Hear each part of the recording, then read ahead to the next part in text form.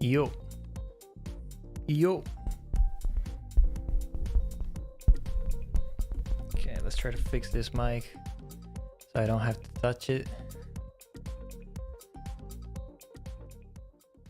Okay, music might be a little loud. I don't know. Let's see. Let's check if everything's going. Oh. Yo. Yo.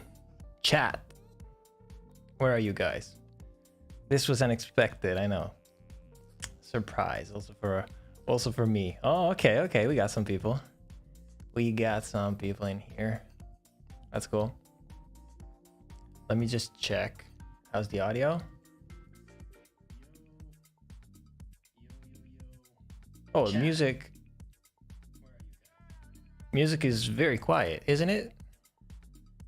Let me know, guys. Is it too quiet? I think so. What about now? Hello. Hi, guys. Okay. I'd like to see that we got some people in here, even if this was unexpected. Hang on a second. I gotta send a message. While we wait for some people to join. Watching from France. Let's go.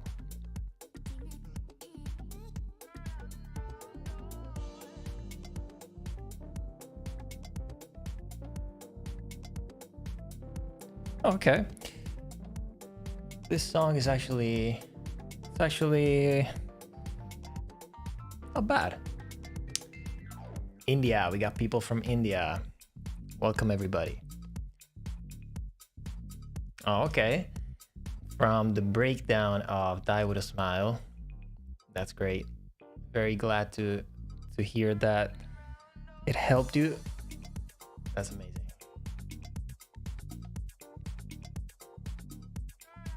Ooh, okay. Okay, my sister was about to bring me some sweets, but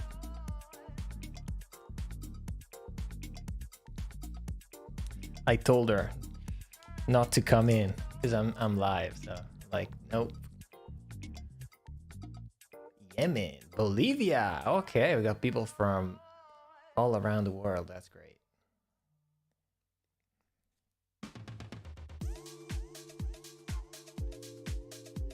Cool. All right, and as you guys know, I have my beer every time we stream.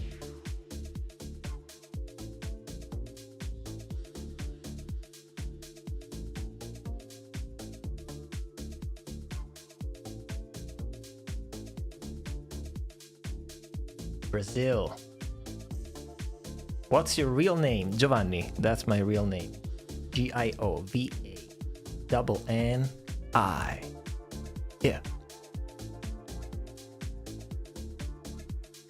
Yeah, guys, send in some questions and then I'm gonna answer. I'm gonna answer in a couple of minutes, just waiting for some more people to join.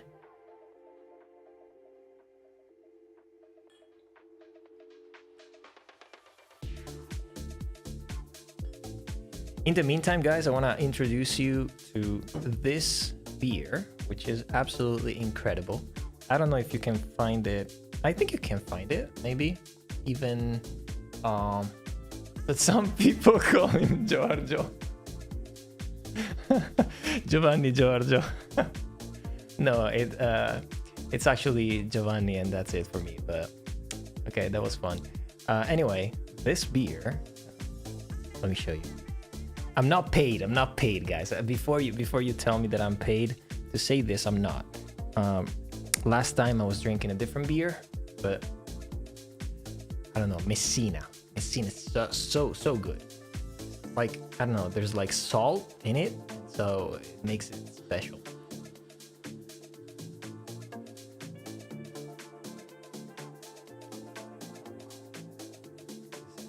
Too good.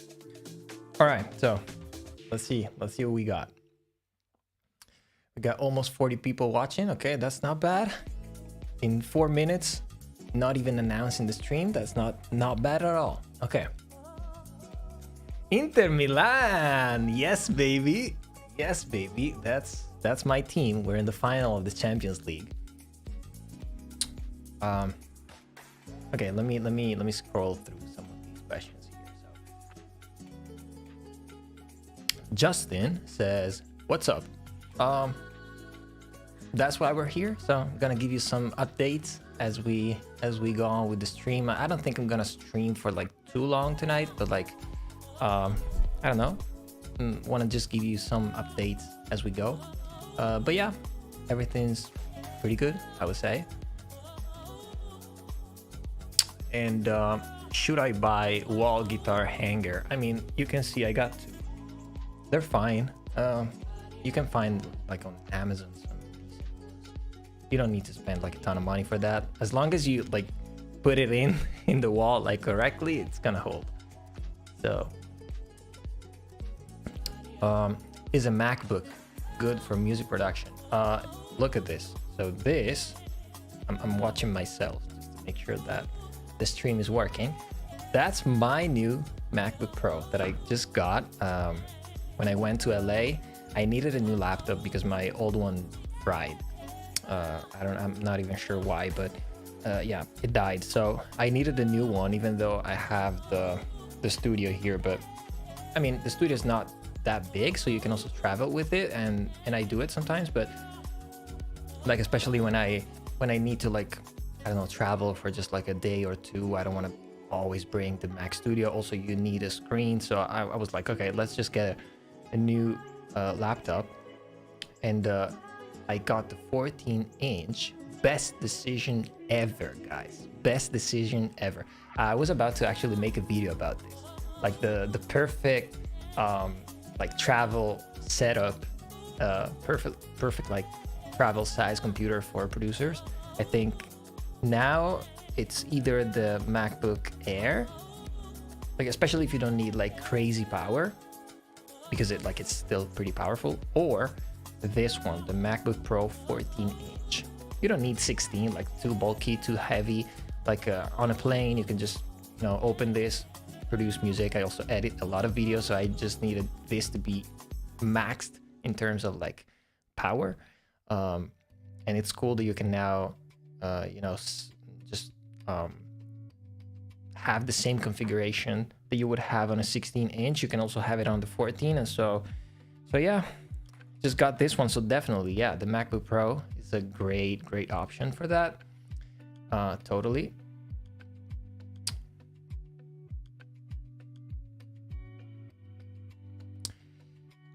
I'm not sure why, but I lost.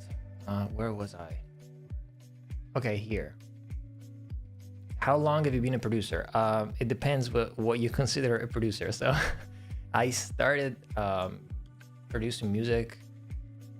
I was like in high school, but I mean, I don't know. Like I was terrible. Like I don't consider myself a producer if I think like when I was in high school, I wasn't a producer. I was just like learning. I think I've been a producer, like a real producer, for like 10 years or something. My favorite plugin ever. Oh my God, that's a difficult one. Might have to think about it. Let me hold on to that. How to find a specific sound from a song, please. Okay, that requires a little bit more attention. Hang in there.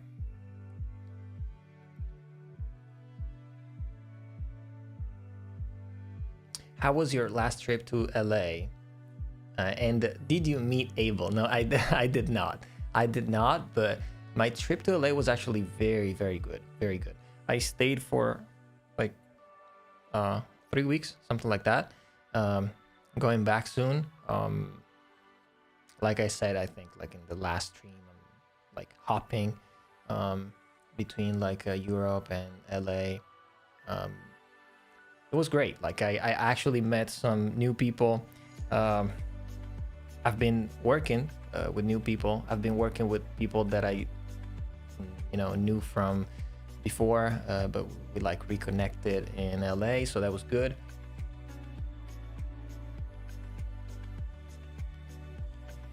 And yeah, I can't say too much, but what's the weather like in Italy?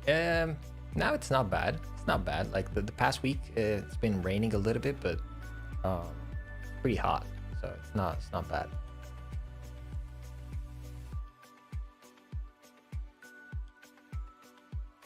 What's up? What's up, DJ Kata, my bro?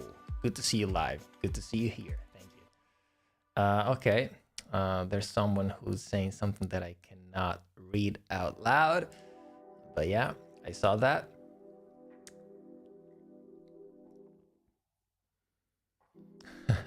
How do you stay so positive? You never seem to experiment the dreadfulness of listening to a snare 50,000 times. I do. Of course I experience it. Just the thing is that what you see in the videos is like, you know, cut down. So sometimes like I can't just, you know, I have to cut it down. Like in a video, especially if it goes on YouTube, you cannot like just see me scrolling through like 50,000 snares for like 5 minutes. I mean, you would be like, what is this guy doing? So I have to, you know, cut it down a little bit. Do you plan to do a video about Brazilian funk? It's getting huge. I haven't thought about it. Maybe. Have you met Elangelo? No, I wish, but I don't think he's in LA. Isn't he in Canada? I'm not sure.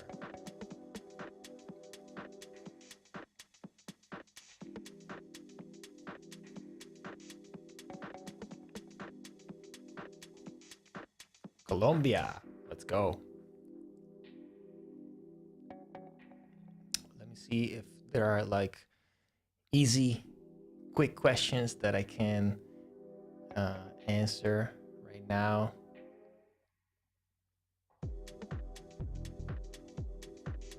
Okay.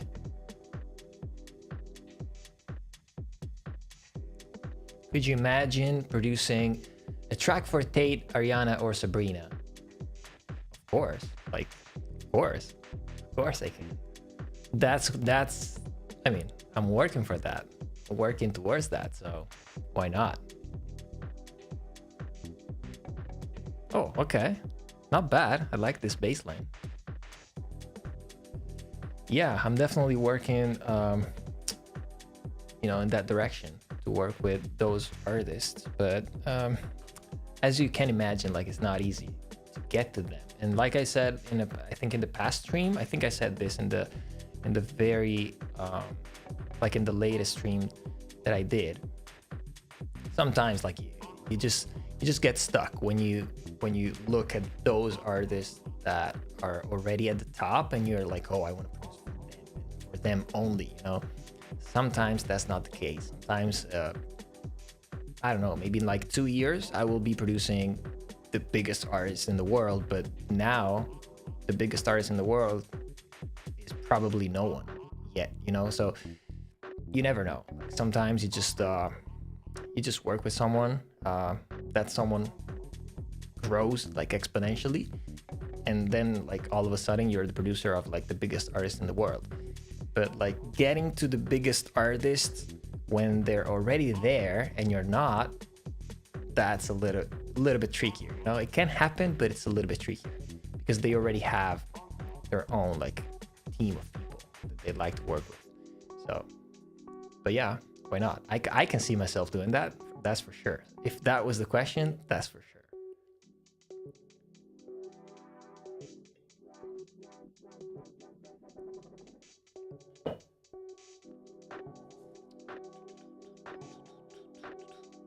I would do this on this track.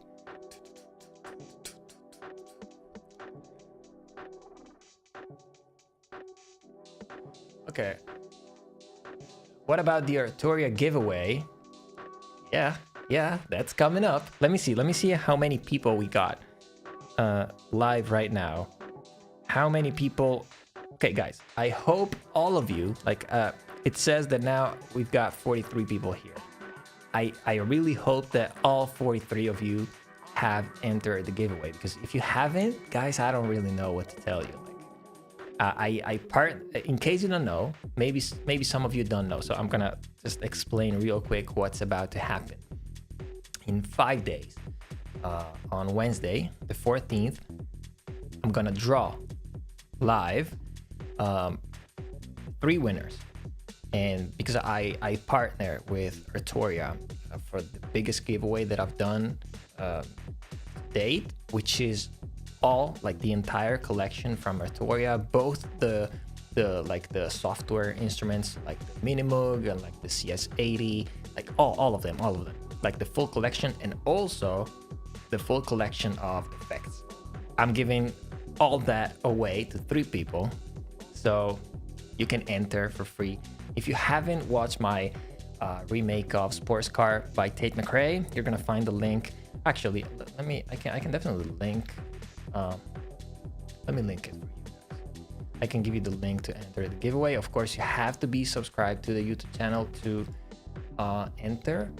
But besides that, you just have to like go on the page, enter your details, and then good luck.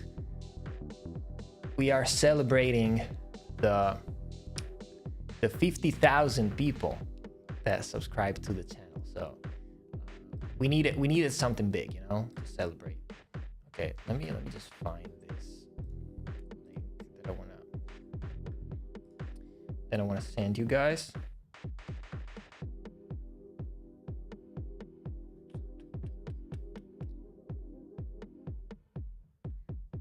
Where do I have that link? Are you really gonna? Okay, from here.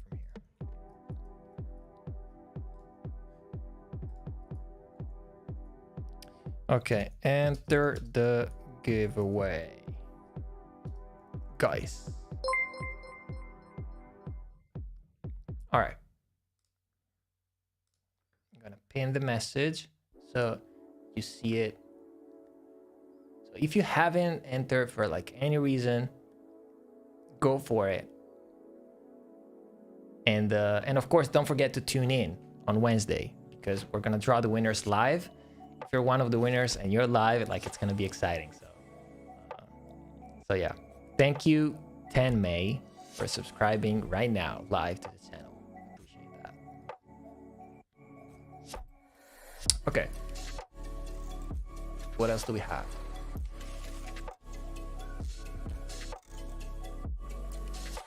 Ooh. Tiago Leiva says, yo bro, love your remakes. How much time you spent in a remake? Love from Spain. Okay, we're neighbors.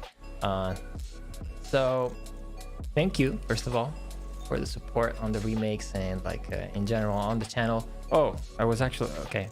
Oh my God, my ADHD is like kicking in. How much time did I spend? I don't remember, to be honest, but because I probably,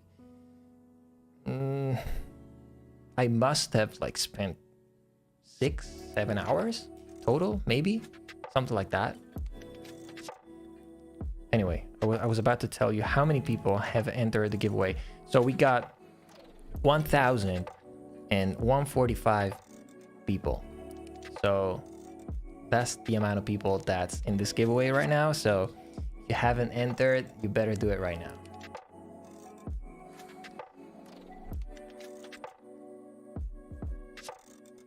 Do you have a core memory of what made you decide to pursue music production? Actually, I can't tell you exactly what was it.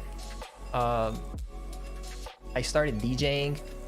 I liked electronic music. I like, you know, it's very easy from like DJing to wanting to actually try to make some of those tracks that you play. Yeah, I started that way.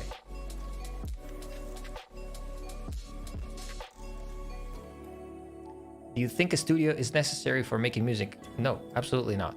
Actually, can I tell you something? Listen to this. When I was in LA last month, my set, I think I posted a story on my Instagram. I don't know if you follow me there, but anyway, I posted a story saying this. In LA, I had this laptop, okay? I had a mini keyboard that I have back there, one of those mini keyboards, like with the mini keys, like, okay, 2 KRK like shitty monitors, like horrible. Okay, that was my setup, and most of the times I was like even using my headphones, not even the speakers. And I made, I think, in the first week, 11 ideas. Of course, I'm not talking about like finished ideas, like super like great sounding ideas. No, not like that. But just to tell you that sometimes having such a small setup can actually be helpful, because you're so limited that you have to use what you have. You know, you don't have any other choice. And so I don't know, I was inspired. Like every day I was meeting people in LA, I was going into sessions, and then I was coming home, I was going like home, and I was like, oh my God, like I have so many ideas, I wanna work on something. And so I would stay like in bed until like 3 a.m. just with my laptop and like working on stuff. I remember actually playing chords with the keyboard of the laptop, because I was in bed, you know, so I didn't even have my mini keyboard. So absolutely not. Like you don't need the studio. Like the studio is something that you build throughout the years. Like most of the things that you see around me, I haven't bought them all at the same time, you know, like that guitar, like my electric guitar, my dad gifted it to me in like 2006. Okay, so that's like super, like, I don't want to say super old, because that makes me look real old. But anyway, it's like almost 20 years, that guitar. And I don't know, like this keyboard, I got it, I don't know, 7 years ago. My interface, I got it like during COVID, that one. Computer, I got it 2 years ago. This laptop, I just got it like last month. These speakers, 2 years ago. So like don't worry about like buying everything all at once and like having a super like professional studio, because that's not gonna make a difference at the end of the day.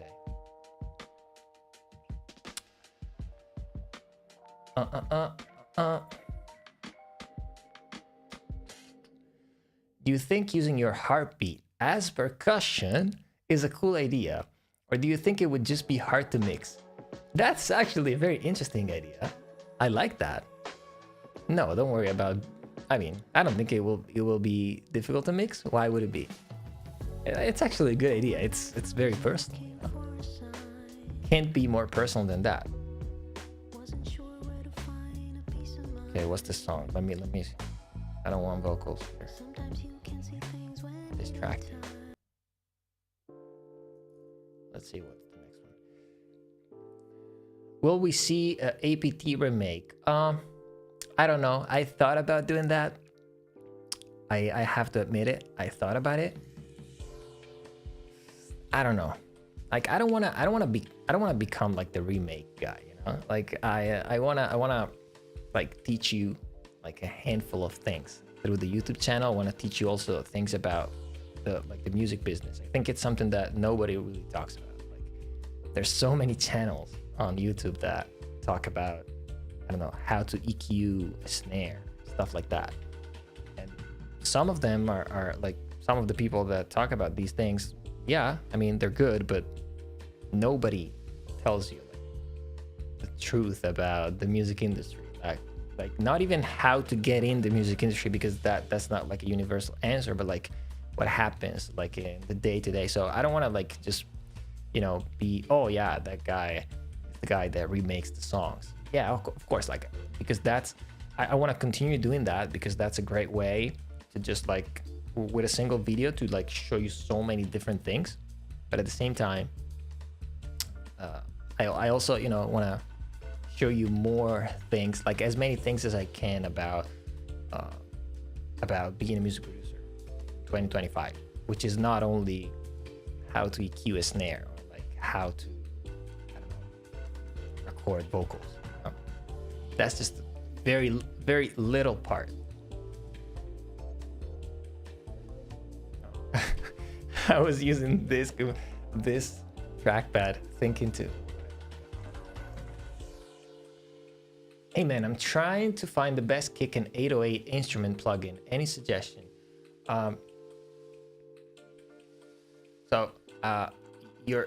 If you're looking for like an instrument plugin for 808s, I think I recommended one which I like a lot, which is Initial Studio 2. Initial Studio 808, I think that's the name or something. If you watch my video, like on the channel, I have a video that I dropped for like Black Friday. So I think the title of the video should be something like Black Friday plugins or something like that. If you watch that video, I recommend 2 plugins for 808s, and one of these 2 plugins is this Initial Studio. Both of those plugins that I recommend are like very cheap, very good, similar in some things. So yeah, check those out.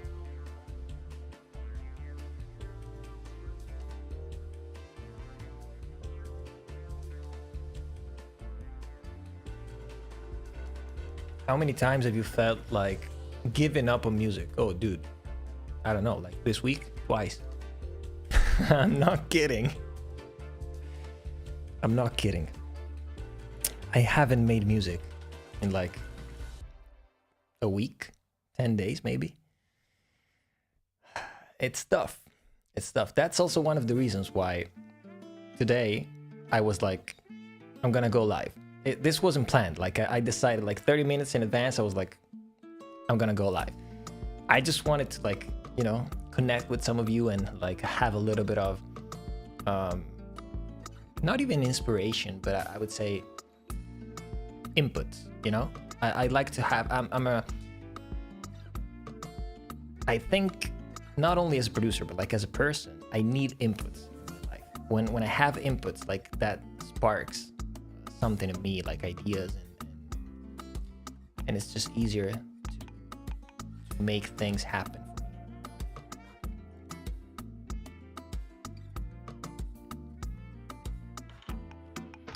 Please don't give up. You're so talented. Thank you. Thank you, Jason. No, I won't. I don't think I won't. At this point, you know what? I'm gonna tell you something that I think everybody in my position would say, which is I spent like over 10 years doing this. At this point, like it makes no sense to give up, you know? But yeah, it happens. Like I doubt myself every day. It's part of the game.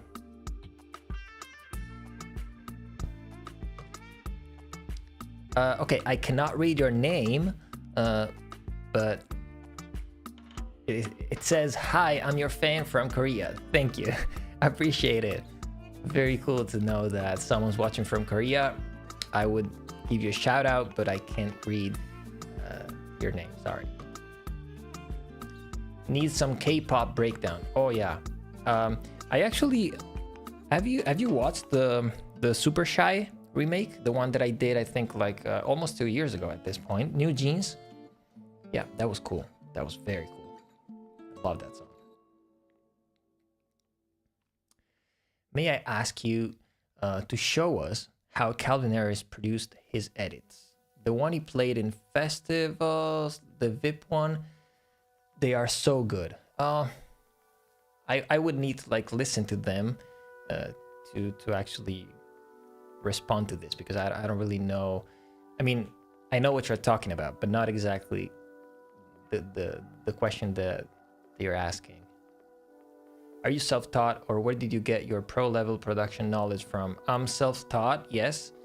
Also, like all of you guys, I watched like a lot of tutorials back in the day, but when I was watching tutorials, like it was, I don't know, 2013, 2014, like there was like, you couldn't find a channel like mine in 2013, like I swear. I also like went to a few like courses, like in-person masterclass and stuff like that, especially for like mix and mastering. So yeah, but like it's a lot of it was like exercising like every day, like a sport, you know? You have to train it. DJ Kata is asking, tell me, which one is the music genre you like to produce the most? In my case, EDM. It's I think it changes. It changes with with time, I tend to get bored if I do too much of the same thing. I think I'm really open to producing like any genre as long as I can put my little sauce in it, you know. And usually it's like a cool bass line, some like nice chords, like a cool atmosphere. I have a way of like making my drums sound. So as long as I can put, you know, my taste, I don't really have a preference.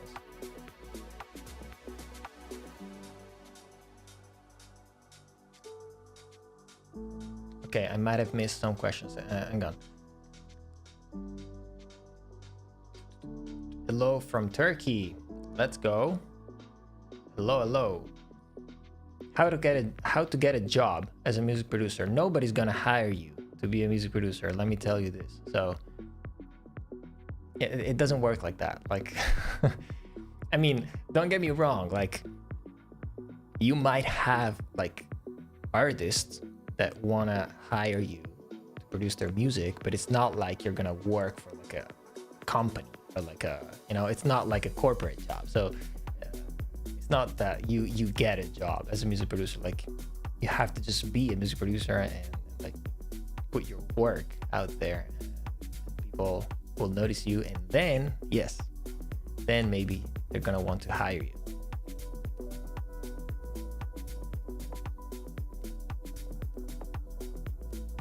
Okay, that's a very interesting question from Michael Goldchain, which is asking, how much prep do you do for sessions and or camps, day off and leading up to? That's a very interesting question. I love this question because I think I'm the type of person that always likes to go to sessions and camps with a little bit of material. It could be little ideas, it could be titles, it could be little loops, it could even be like a 10-second loop. Like, it doesn't have to be something, actually it's way better if it's like a 10-second loop, because you don't want to overwhelm the other people that you're gonna work together with, you know, in the sessions and like in the camps. If you go and like play something that sounds like a finished song or like a finished beat, sometimes it's gonna be way more difficult to write on top of it. So as a producer, what I suggest you guys do, if you're gonna go to like camps or even just like sessions with people, is definitely always have something in your backpack, you know, like keep it there. Don't like go into the session expecting that what you have is exactly what's gonna be done, because most of the times it's exactly the opposite. That's what happened to me so many times. Like, so many times I go into a session, maybe with someone that I don't really know, and so they tell me, okay, you have a session with this guy or like this girl. And so like usually what do I do? Like I go on like on Spotify, I check and I listen a few songs, a few songs that they might have produced or like wrote. And so I get an idea of what these people are doing. And then we go into the session, and actually as soon as we start talking, I realized that the idea that I had was completely wrong. So maybe, you know, sometimes I go into a session expecting that we're gonna do like, I don't know, we're gonna make an R&B song, because maybe I went on Spotify and I found like some R&B type song from those people in the session, but then you go and you realize, oh, okay, that maybe was what they were doing 2 years ago. And so yeah, always have something, because it's always good to have something, but don't expect that you're gonna go into the session and do exactly that, because most of the times it's gonna be exactly the opposite. That's my experience, at least.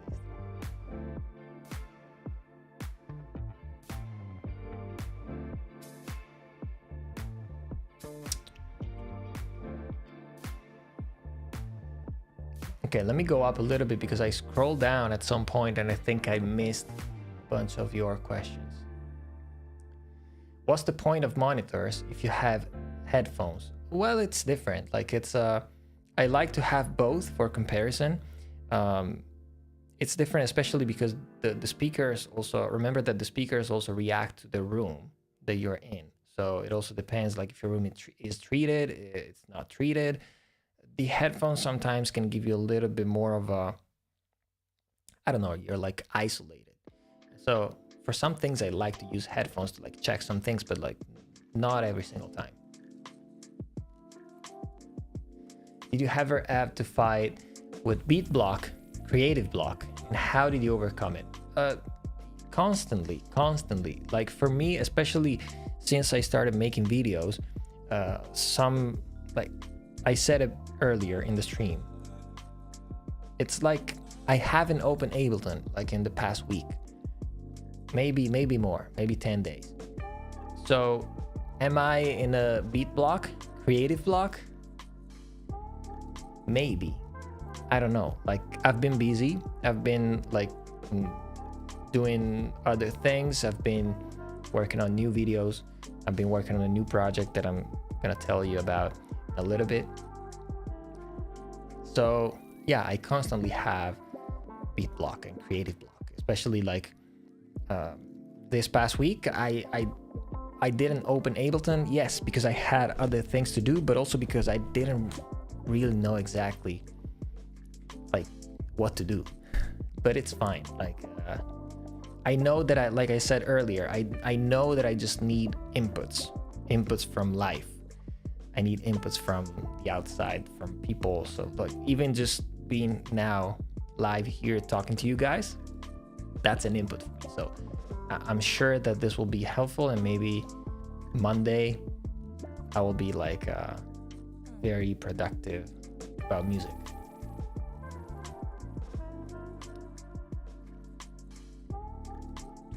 Do you have a tip for someone? Pedro is asking. Do you have a tip for someone who wants to go to a big city to have experiences in music production? Well, that's me. Like, I moved to LA. I know what you're talking about. It's hard because when I moved there, I knew zero people, exactly zero people. I would say go out a lot, talk to a lot of people. That's also something that I realized when I first went to LA.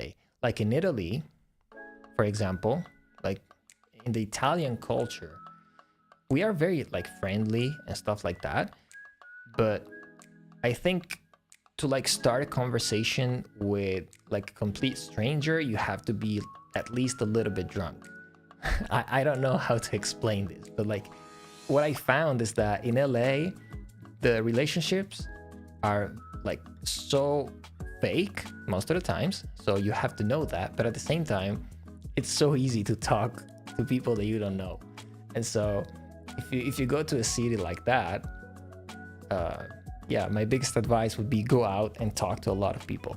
Then like 99% of the things that you're gonna say to these people and that these people are gonna say to you are never gonna happen.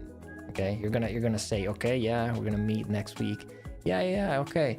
Give me your Instagram. Yeah, okay, amazing. Oh, you're a music producer too. Oh wow, let's go. Yeah, let's go into a session. Never gonna happen. Okay, but still, you're gonna meet people, and eventually that's gonna lead to something.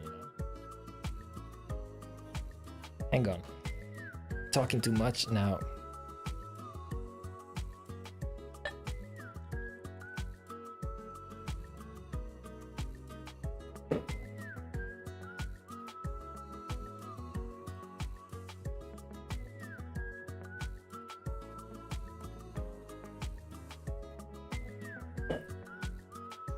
Okay, I like to see that Michael experienced what I was talking about in like going into sessions in camps.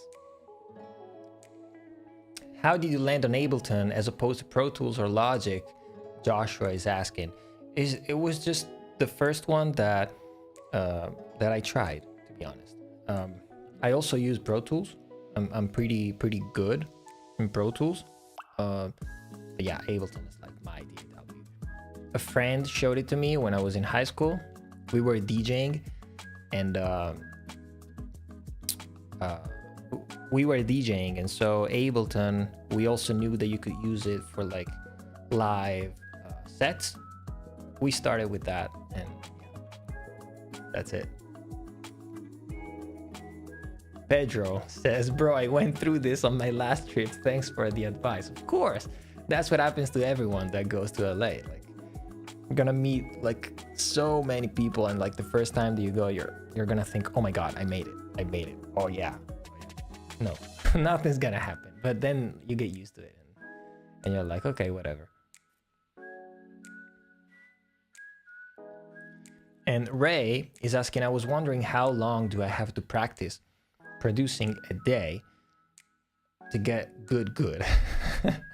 This is a question that I cannot really answer, because it really depends, like how fast you are. Like the learning curve also depends on how receptive you are towards all of that information. So for me, it took years to get good, but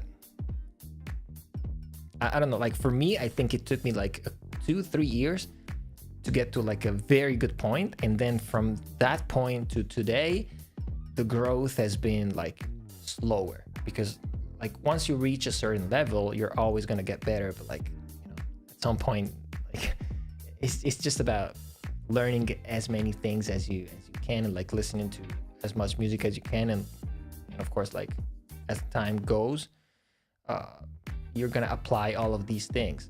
So you're going to get better technically, if that makes sense. So I think I'm better than I was even like 5 years ago, even though the things that I knew 5 years ago, I probably like, you know, are the same things that I know now.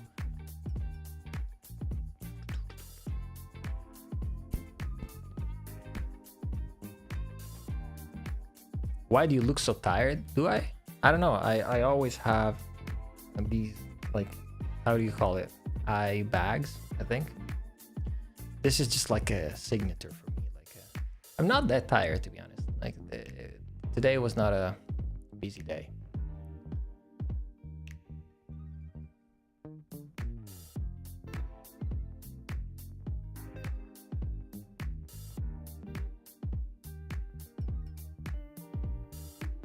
Make a beat in 2 minutes challenge. I can tell you, I'm not like a fan of those things. I was watching this little like behind the scenes that Universal Audio did with Dan Nigro. You know Dan Nigro, right? Like the producer of Olivia Rodrigo. And he said this exact thing. Like, I don't even know why people brag about making like a full song in 30 minutes. What's cool about it? I don't think there's anything cool about like making a song in 30 minutes or like in 2 minutes, because it's not gonna be good. You know, sometimes like you can like come up with an idea, or like a very hey, like with a very like solid idea in 2 minutes maybe, but you know, your song is not going to be good if you made it in 2 minutes. It needs work, especially on the production side. Oh my god, so many questions now. Okay, hang on. What do you think of the new pop music meta? I don't know. That's a good question. I think we're going a little bit back in terms of like going towards, I think there are two main directions that are developing in pop music. I might be wrong. Like, nobody told me this. This is just my, I don't know, feeling. One is that every decade is gonna come back. So we've got like the 70s, we got like the 80s with like The Weeknd and all of that stuff. We got a little bit of the 90s back, you know, like Pink Panthers, especially like in Europe. 90s music has been big lately.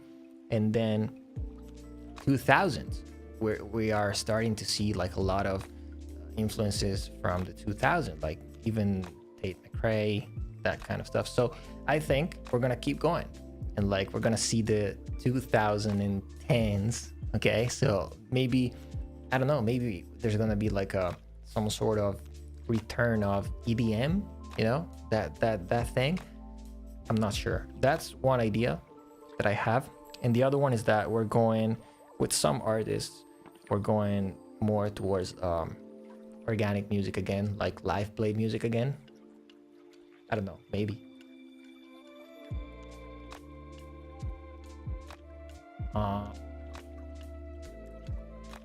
Can you do a review of our tracks? Not tonight. Not tonight. It's something that I will do eventually, but not in this live stream. Do you produce hyperpop? Not really. Not much. Could you please differentiate between a beat maker and a producer? I think there is a big difference. A producer is like, I don't know, like when I think of a producer, I think of like Quincy Jones, you know? Someone who, like, maybe, I'm not even sure about what I'm about to say, but I don't know if I'm just gonna say this. I don't know if Quincy Jones could actually play all the instruments, but he knew exactly how to bring Michael Jackson's like potential to the maximum. Like he had the vision. So it's like a producer, I think today has to have that, plus of course like all the skills like related to like a computer and like the DAWs that back in the day Quincy Jones did not have, of course. But like I cannot thank you because I cannot read your name, but thank you for the donation. Very, very much appreciated. The super chat. Thank you. So yeah,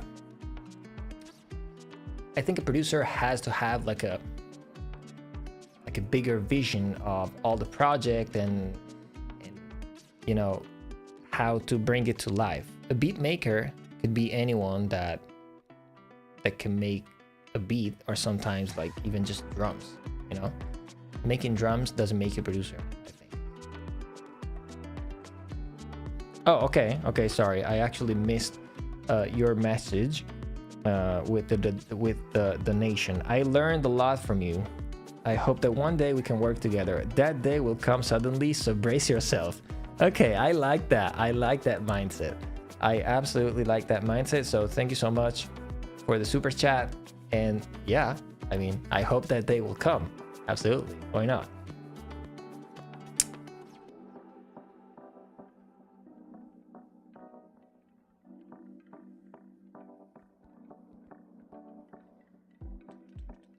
I like very much your tutorial remaking Dua Lipa, Tame Impala, Houdini. Oh yeah, it would be great if you could make another one. Cold Heart, Dua Lipa, Elton John. Oh yeah, okay, that remix. That's actually an interesting one. I don't think it's too difficult, to be honest. Like it's like 3 instruments. Like I would have to listen to it again, but it sounds like very disco. So I think like disco drums, Oliver, you know, that kind of world. I remember the bass is pretty cool. Yeah.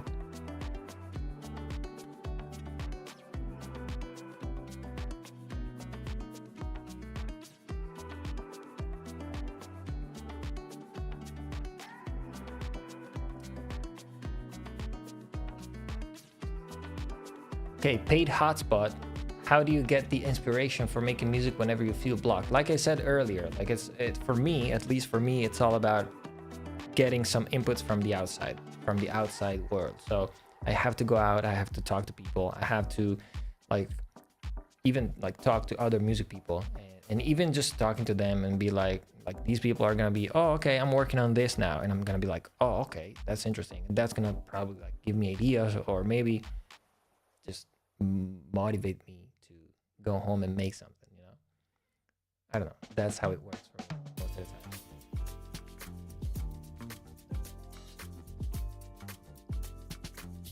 Zoro XY, thank you for your videos, man. You've helped me a lot. Good to catch you live this time. Thank you so much. Very glad to help you. Very glad to know that the videos are helping people. That's why I'm making them. I'm debating whether I should get Trillium bass plugin or a real bass, even though I would have to learn how to play bass. I would love to hear your thoughts. I think if you don't know how to play bass, okay, it depends. I'm gonna say this, it depends. Like, are you in a hurry? Like if you are in a hurry, maybe you're working on a track and you really need like a good real bass, then get Trillion, so you don't need to learn first. But learning an instrument, even like I'm not like a professional at playing the bass, but if I have a bass line in my mind, I can play it. I'm gonna break it down, of course. I'm gonna comp it, but I can make it. I can make it sound like I actually played it in one take. So it's always good to learn how to play an instrument. So I always suggest to get a bass, get in, like you gotta, spend some hours practicing, but that's always a good idea. So why not? If you have the time to do it, go for it.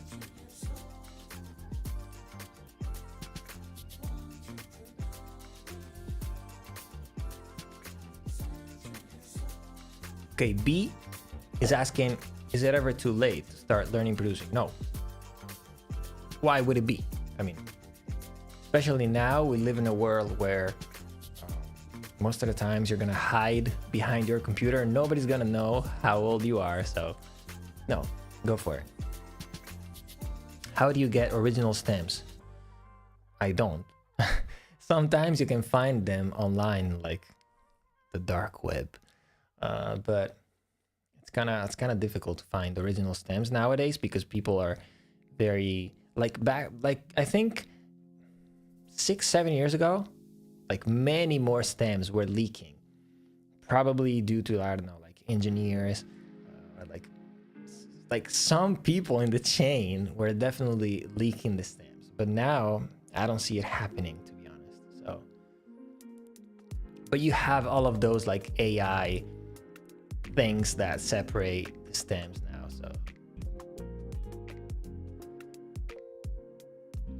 So Casey is asking, how do you balance between going out and working on getting better at the craft, coming from a place where I spent the last couple of years just getting better and having no social life?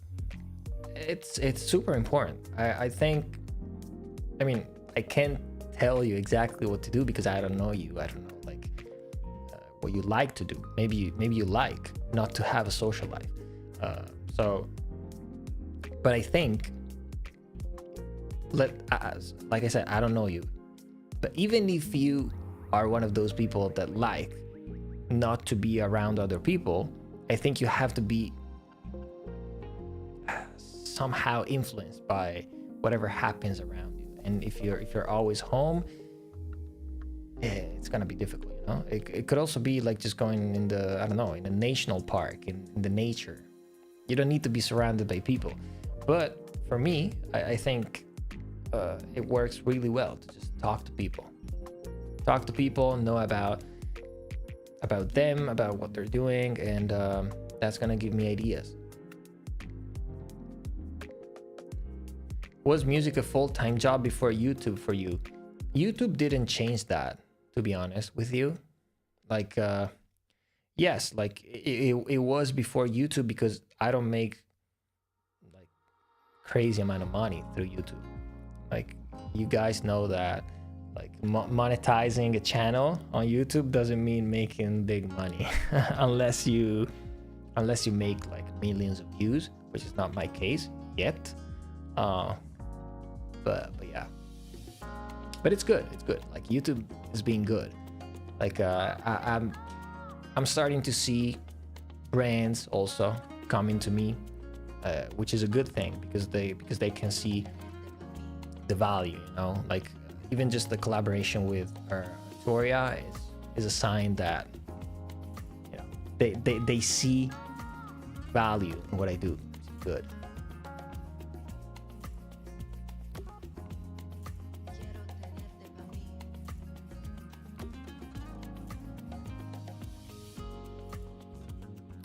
What's your opinion on Sabrina Carpenter's other songs like Feather? I love Feather. Oh my god. I don't know if you guys like dig a little bit and know about who are the writers of the songs and like the producers of the songs, but John Ryan, which wrote Feather, and he also wrote like many of the other songs in Sabrina's new album, like Taste, not Espresso, but many of the other songs. he's one of my favorite writers. Like, to be honest, if I could name one writer that I would love to work with right now, is John Ryan. So John, if you're, well, I know you're not watching, but if for some random reason you clicked by mistake on this live and you're watching right now, yeah, I would love to work with John Ryan.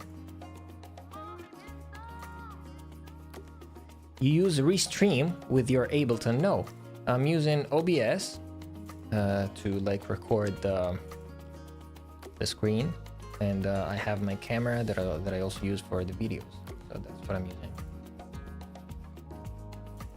Joshua is also asking a technical question. Do you run your sessions off of an external drive or your Mac? Same with sample libraries. So I have this drive. I don't know if you guys can see it. Yeah, this one. I have assembled it myself because this is like very powerful. I have all the samples in there, but not the sessions. The sessions are on Dropbox. So I'm constantly working on the cloud. So like every time I save a session, it's going on the cloud and it's constantly updated. So even if I switch between this computer, like the laptop, to the desktop computer, I have the same session. You know? As long as I have this with me, which has the samples inside, I'm good. So yeah, it took me like 10 years to figure out like a good way to make this work, but now I think I have a very good workflow. Bro, you mad talented. Thank you. Thank you, Samrat.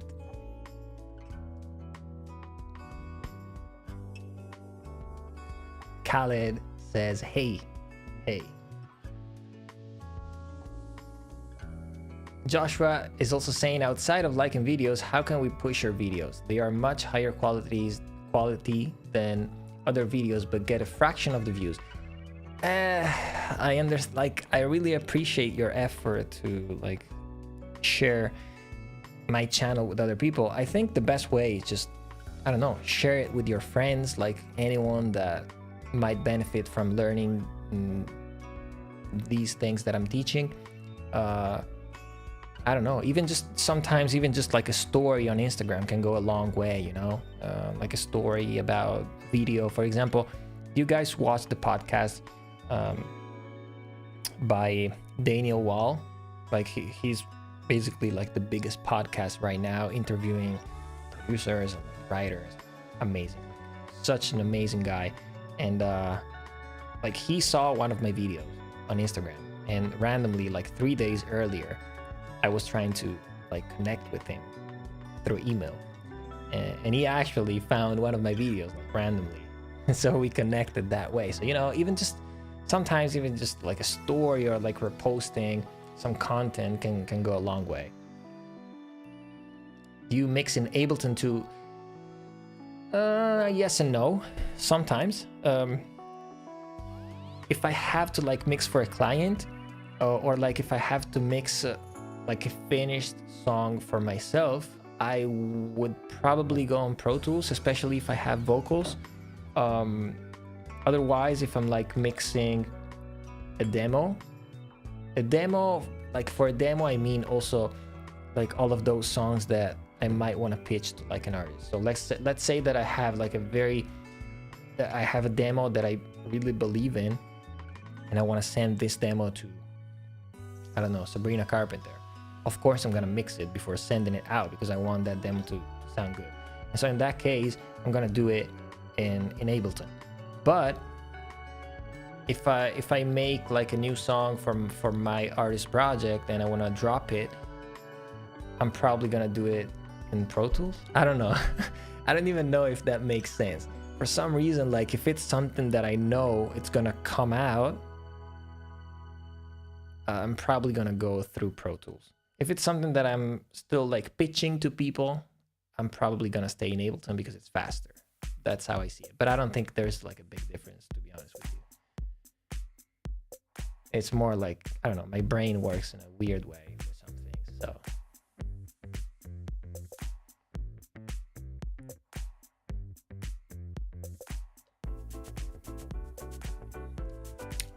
Nope, you don't want to spill it on the laptop.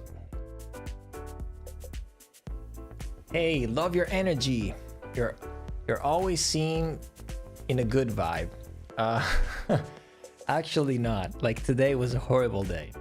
Today, guys, really, it was such a horrible day for me. And again, that's one of the reasons why I was like, let's go live. Let's talk to some people. See, now I'm in a better mood.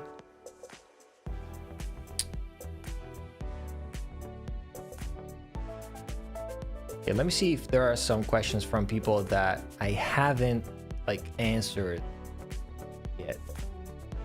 Okay, we got Italians here. Ok. Un italiano emigrato. Ciao, spettacolo quando ho scoperto che sei italiano. Grande Lizard. Thank you. Sorry guys, I was just answering to fellow Italian.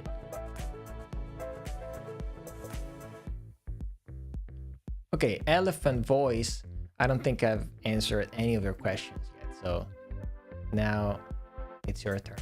I feel like I'm not ready to release music yet. Okay. I've been watching a lot of tutorials. Did you ever feel that way in your journey, and how did you overcome it? Yes, I still feel like that, to be honest with you. I have, for example, I have a bunch of tracks that I made and then I wanted to drop for my project. I don't even know why, but I didn't do it. I was constantly waiting like for the right like opportunity, and like, I was feeling like I was wasting the songs, and you know what happened? I wasted them, yes, because I just kept them on my computer. So how do you overcome it? I would say that at some point you gotta jump, you know. So and also, what does it mean to release music for you? Because like, if releasing music for you means sending these songs to like a label, then do it. Like, what's gonna happen? You know, the worst thing that can happen, they're gonna say no. And if they're gonna say no, that's gonna tell you that you have to maybe like get better. Maybe you're gonna be okay. Yeah, I was right. I'm not ready yet, but you gotta try. You know, you gotta go for it.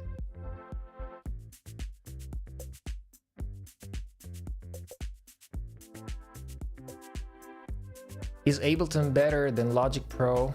Why do you use Ableton? Drew is asking. No, it's not better. I'm just faster in Ableton because it's the one that I've used since, you know, I started. So yeah, but no, doesn't make a big difference. At this point, they're all pretty much the same. Chris is saying also, super proud of you. Thank you. Money means much less than fulfillment and being able to do what you love. Absolutely. And I hope that you can continue to build your brand and make great music. That's actually what I've been working on, you know. And right now I'm gonna just tell you a little bit more. Since now you were talking about building a brand, I'm gonna actually tell you a little bit more about a couple of things that I've been working on. So, and then don't worry guys, I'm gonna answer the other questions, but I want to just remind you guys a couple of things. So we've got the giveaway, the 50,000 subscribers giveaway together with Arturia. That's coming next week. Okay, so you got still like 4 days to enter. Do it if you haven't, and good luck. That's coming on Wednesday, first thing. Then technically another video should be coming on the channel hopefully next week. Maybe not next week, but the one after that. So like around maybe in like 10 days or something, possibly. And that's gonna be, I'm just gonna tell you this guys, that's gonna be a video that many of you requested. Like many people have been requesting this video, so I felt like it was time to do it. But while I was making this video, I also realized that this topic required like so much effort. Like there's so much to talk about. when I talk about this topic. And so if you guys want to guess, I'm not gonna say yes or no, but you can try to guess what I'm talking about.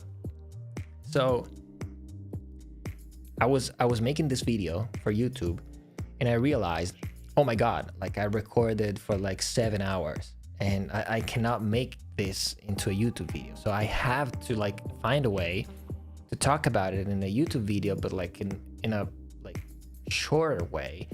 And then I had this idea, and I was like, okay, so why don't I make a YouTube video, which is gonna be like, I don't know, 30 minutes, 35 minutes, something like that. We talk about this, and I try to go in depth for like YouTube, but then for all of those people that are really interested, I'm also working on a masterclass, so like a course that I'm gonna try to sell for like not a crazy amount of money, because I want as many people as possible to be able to purchase it. And so you're gonna have the chance to like watch the YouTube video and be like, okay, I didn't know these things. But if you really want to know all about that topic, I think I'm also gonna drop this course, this masterclass. So yeah, I've been working on it, and that's like a lot of work. That's a lot of work, because I really want to make sure that I can deliver like a good product for you guys, especially for those of you who are like really committed to becoming professional producers. You're never gonna see me drop like you're never gonna see me drop like average stuff. Like I'm either gonna drop like great stuff, or I'm not gonna upload anything, both on YouTube and like products or like courses and stuff like that. So yeah, I'm definitely gonna do that, and hopefully that's gonna come before the end of May. So if everything goes to plan, before the end of May, you're gonna have a new YouTube video, a new class for those of you who are interested. I'm working on my new website. So yeah, guys, I'm working on like so many things. I'm really like overwhelmed at the moment, but yeah. So I'm definitely working on this brand a lot, because I believe that there are so many people that are spending their money and their energies in the wrong way, and I want to make it as simple as possible for as many of you as possible. So yeah, that's my goal.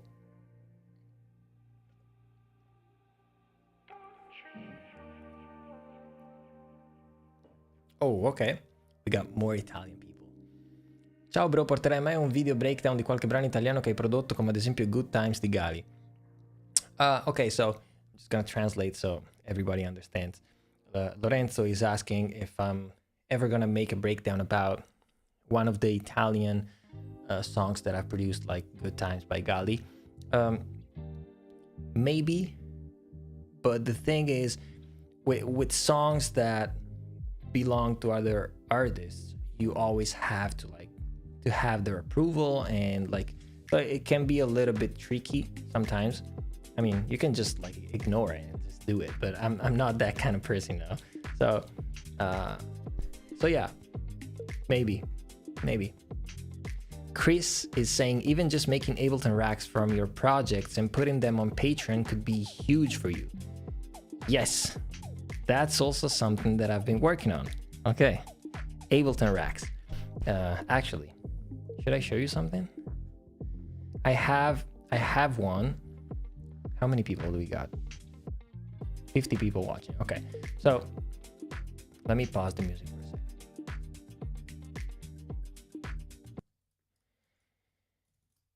So, for example, all right, can you guys see Ableton? You should be able to see Ableton. So, for example, this rack is something that I've been working on. This is just the V1. I think I have a V2 already, but that's a song, that's a little like song idea that I've been working on. And so I was testing this rack because so many people tend to miss like the importance of having like a sub bass in your songs. And so I was like, okay, let me just make a very simple rack with like a sub bass that everyone can use as long as they have Ableton, like some simple controls. This is not finished, okay? I have to like really configure this, but I just wanted to show you guys quickly. And so just by moving some of these knobs, you're gonna be able to, you know, have a very cool sounding bass. Where is it? Where's the track? Okay, here.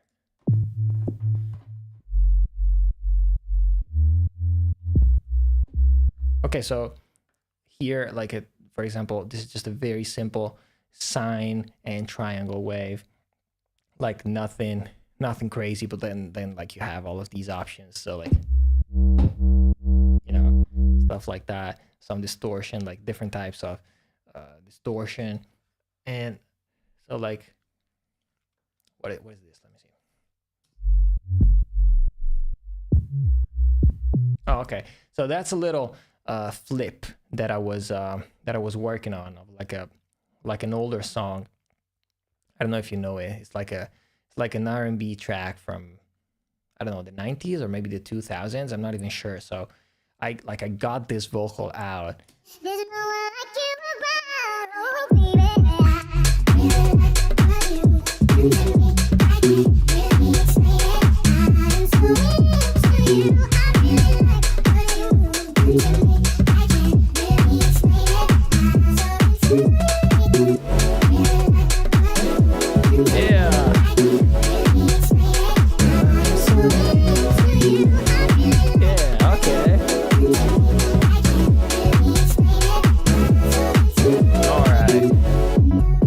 So as you can hear, this is the bass that I've made using this little rack, layer with like a serum patch that I was working on.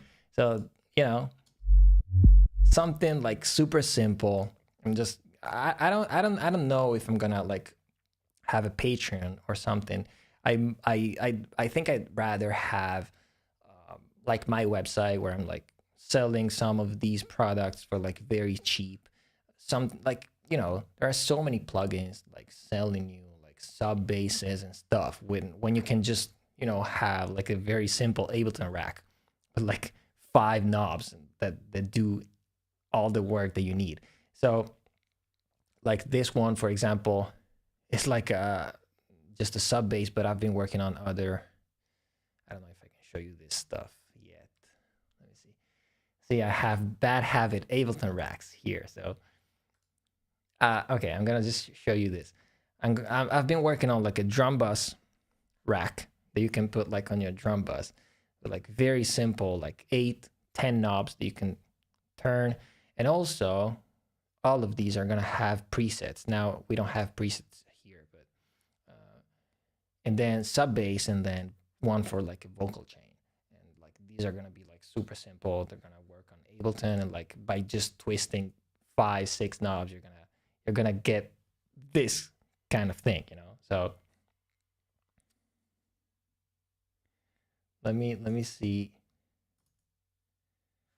Let me see a little bit. I'm missing these questions.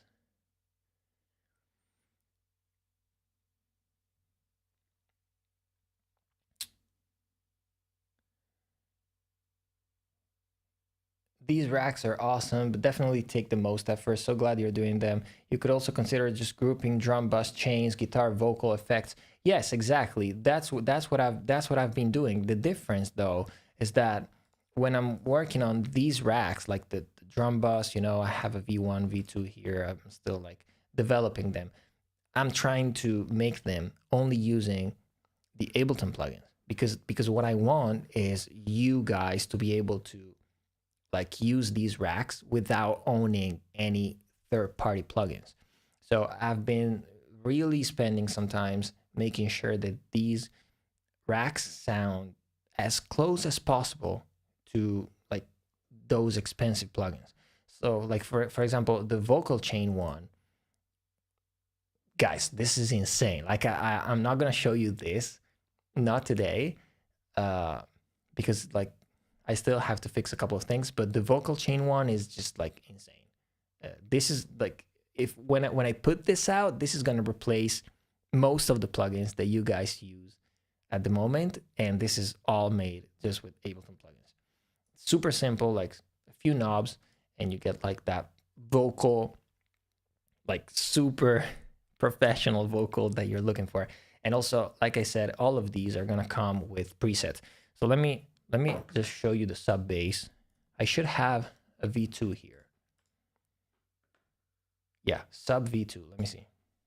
Ah, okay. Okay, this is like the updated version of this one. So okay, so like for example, sine wave. These are just like very simple presets that I've made. This is like a deeper sub. We got a square with like a, you know, a little bit more of a growly tone, and then we have a clicky one. So like if you need like that clicky sub, wobbly, that's super cool. That's like a little bit more like garagey sounding. We got like an 808, super cool. We got Jaws. Okay, so these are just some of the presets that I've made. And guys, this is like only Ableton plugins. So again, they're gonna come soon, also these, but I've been working on so many things that at the moment, like, you know, it's not easy to put all of these things out at the same time. So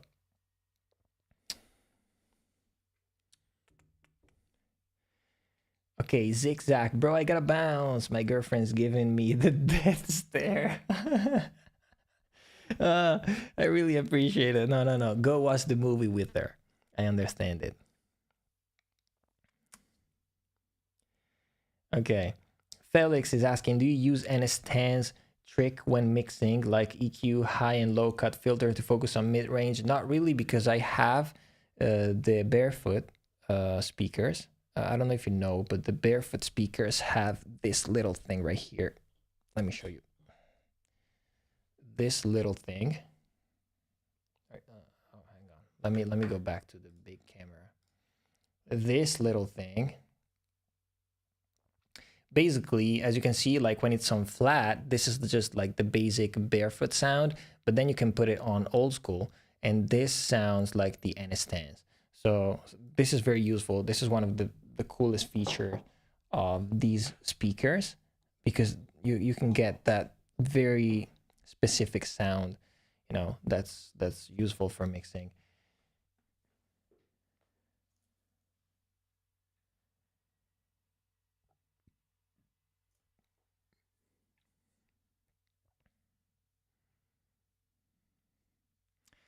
Okay, have you ever thought about doing a remake of a Pink Floyd song? They're not in the charts anymore, but the production is genius. There's so much new producers could. Oh yeah, definitely. There's so much that I could learn from those productions, because those are songs that I've listened to like 1,000 times, but I've never actually, you know, analyzed and like spent the time to really break them down. That would be very interesting.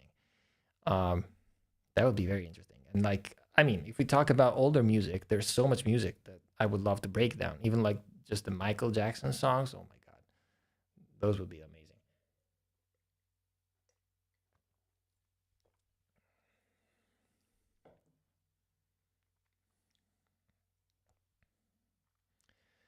I'd like to hear how you develop your career as a music producer and your passion for music.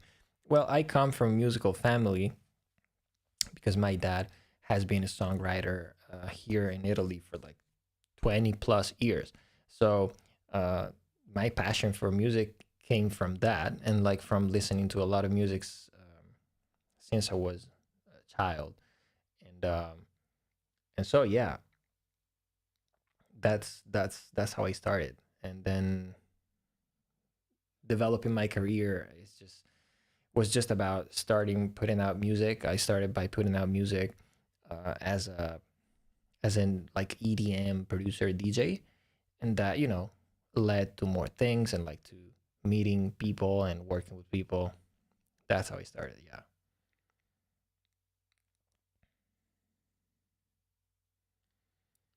Gustavo is asking, what do you think about Arturia Analog Lab? Dude, like, I love it. I just partner with Arturia for this exact reason, because I love their plugins. Like, they're one of my favorite companies. And so yeah, I mean, I just love everything they do.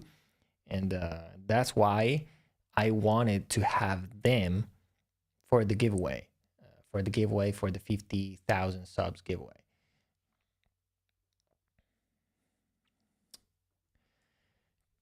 Chris, oh hell yeah, Ableton only racks are awesome, especially with all the new Ableton 12 stuff. Thanks, excited to see some remakes promoting those tools and showing use in realistic settings. Yeah, absolutely. Thank you for your videos. Thank you, Moral. Thank you for watching them.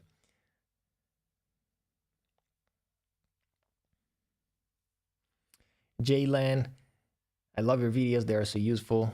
Thank you so much. I appreciate the support.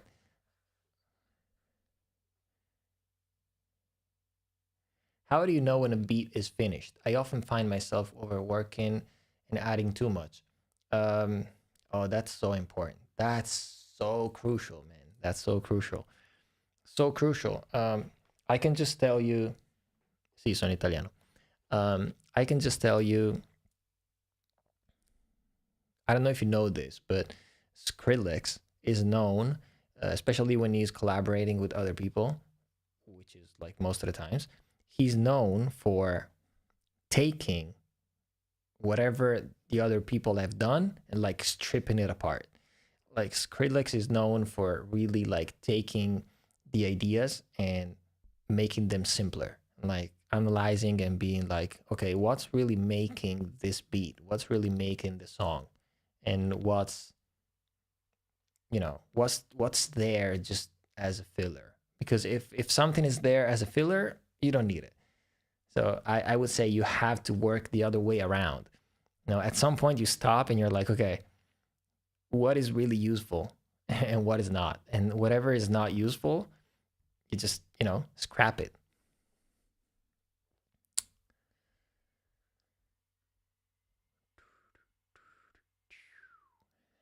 As a songwriter, producer, I often struggle with inspiration to start and continue. I feel most go through this.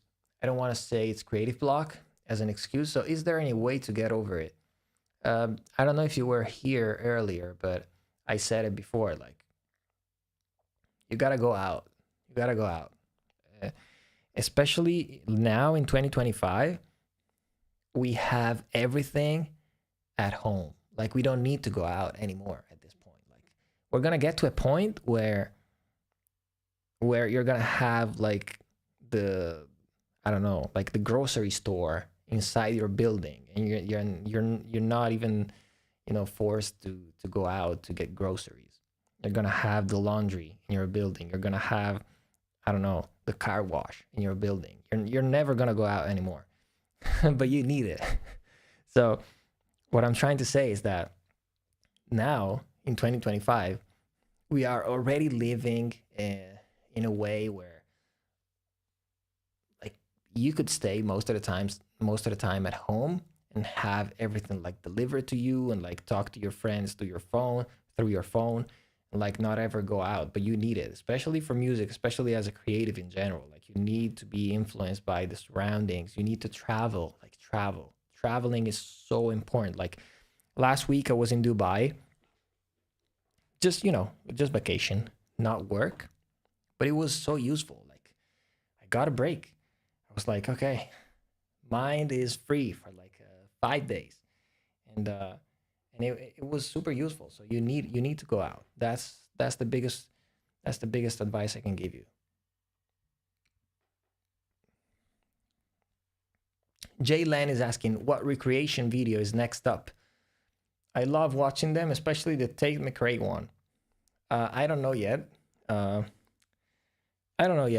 just, you know, remade that song. I want to be careful, like I said earlier, with remakes.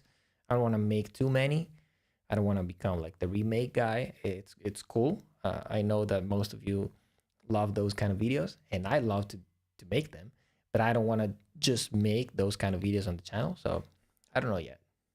We'll see. We'll see what music really speaks to me. Whew. So much talking. Not used to it.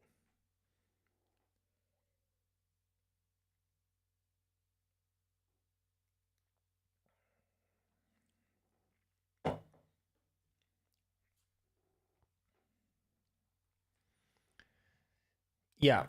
So, do you do some music feedbacks? Would be nice to hear your opinion on my music. Uh, I know I have to do it. I keep saying it, and I never do. I know, but I want to do it. I really wanna I really wanna make one of these live streams only focused on that. Only focused on like playing your music live and giving you guys feedback. Albi's Creations. Sei italiano? Sono italiano. Sono italiano. Afa Jafar Mohammed. I don't know if I'm pronouncing your name correctly. Sorry if I'm not. Your master bus. My master bus, you can find a video on my channel. If you scroll down a little bit, because it's a video that I've made like 2 years ago. I've made a video about my mastering chain. I change it. It's not always the same, but watch that video because like that's the approach that I have towards mastering. And then of course, like I change it. I don't use always the same plugins, but that's kind of like my approach.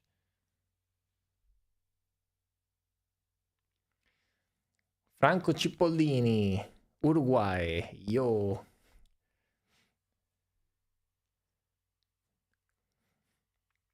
Oh, okay, we got more Italians here. I like this. Farai mai uno studio tour? Vorrei vedere bene tutta l'attrezzatura che hai. Okay, so I'm translating for non-Italian speakers. Lo Luz is asking if I'm ever gonna do like a studio tour because they want to see all the gear that I have.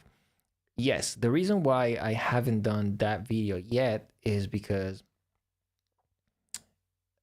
now you cannot really see it. Like now the camera is pointing towards like a side that looks clean, okay? But what you cannot see is that side right there is like a mess. Like I'm usually really organized, I like to have like a clean, tidy studio, but for some reason I have like so many things all over the place. And so yeah, I don't know. It's like it's been like a work in progress, this studio, for like so long, and so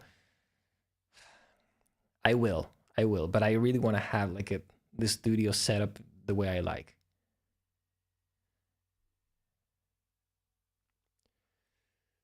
If you do decide to do another remake video, I would love to see some Frank Ocean.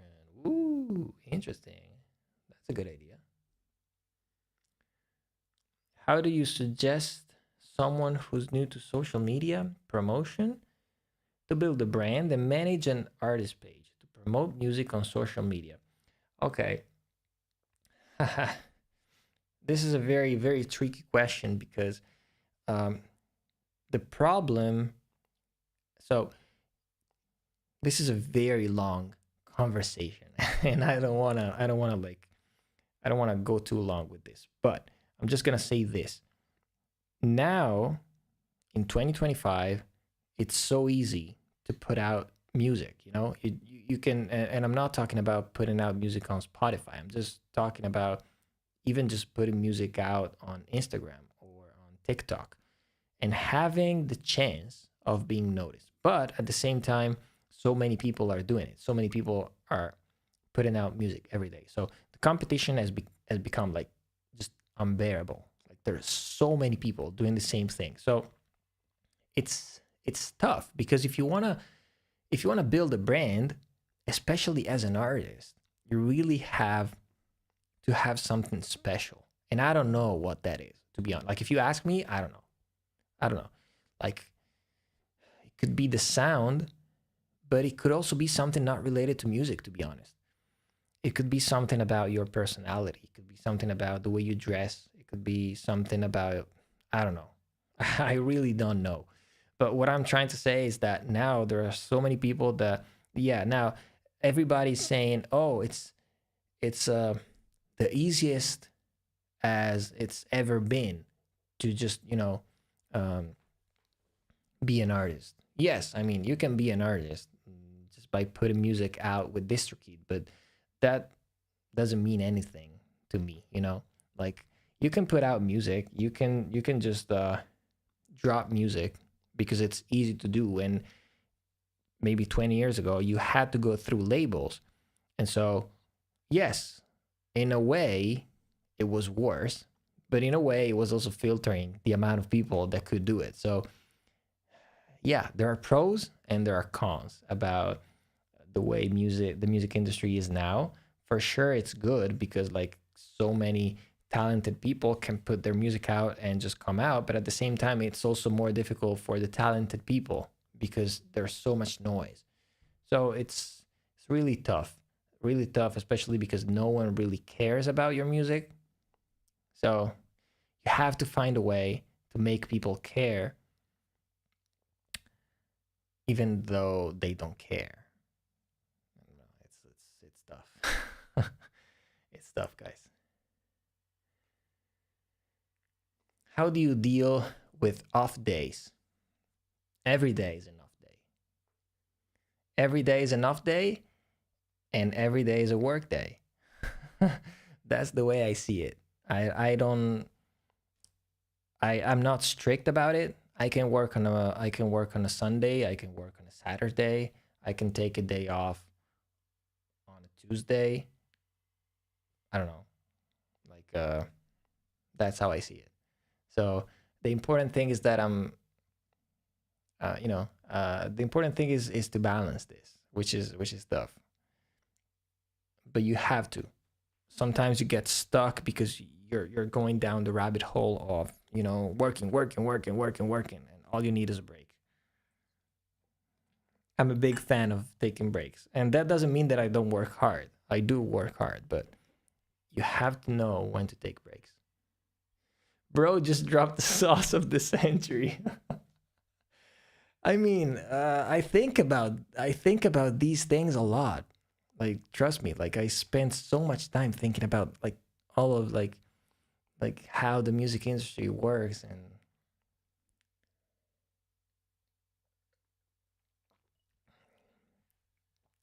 I was talking about the analog gear at your master, not the plugin. I don't have analog gear to master. Nothing.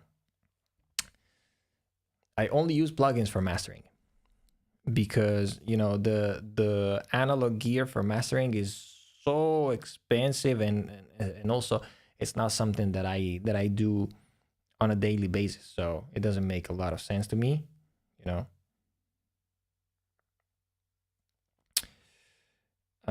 Sorry guys. Okay.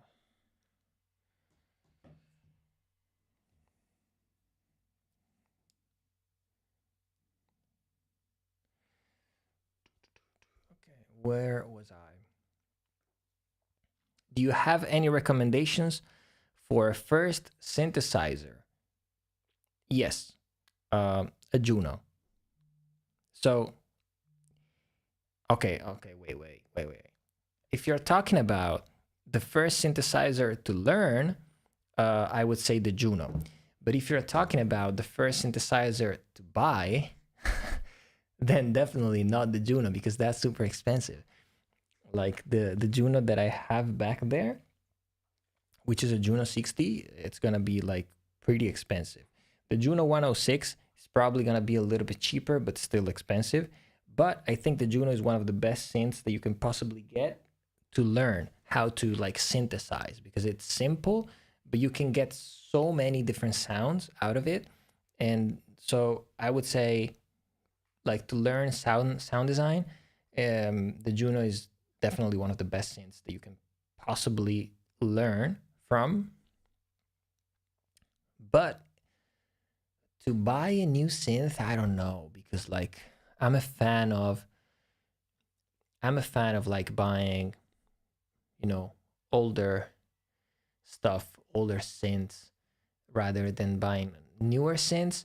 It also depends if you're into like mono or poly synths, because like if you're into mono synths like the Moog, I think you could like get a pretty good Moog for like not even $1,000, which is a good deal, and that's a great synth to work to work on and also to learn from.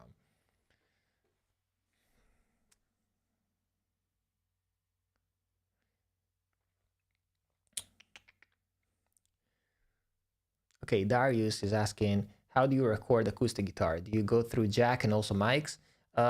In my latest video, I don't know if you watched it, the sports car remake, I show you guys how to record guitars with my phone.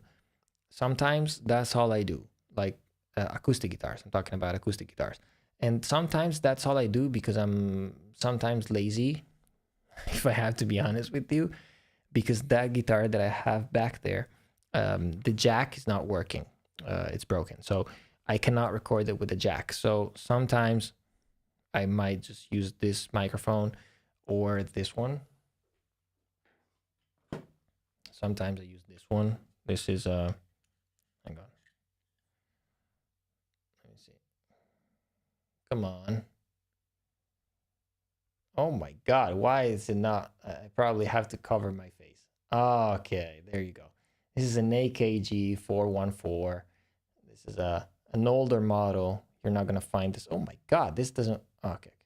You're not gonna find this anymore, but you're gonna find like the new version of this. This is great for vocals, guitars. So if I have to record professional like sounding guitars, I'm probably gonna go for this one or this one also. The iPhone is more of like a trick that I use when I need to like get some guitars done real quick. So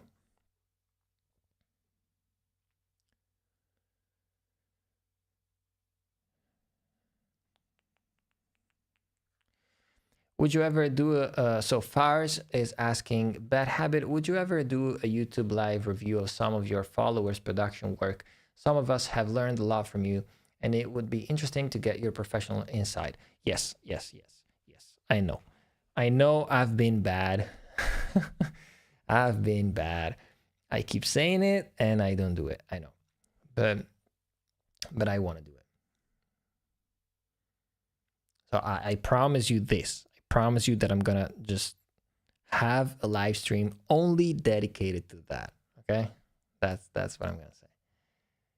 The Korg Mini Log. Yeah, that's a good beginner synth. Yeah, and I mean not necessarily beginner, like it's just a good synth.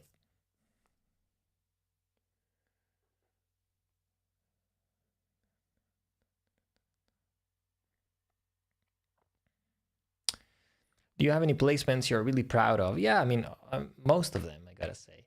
Whether or not they sound good or amassed a lot of streams. I have to be honest with you, the stuff that I'm the most proud of is the stuff that hasn't come out yet, that I hope comes out, because I have so many things, guys.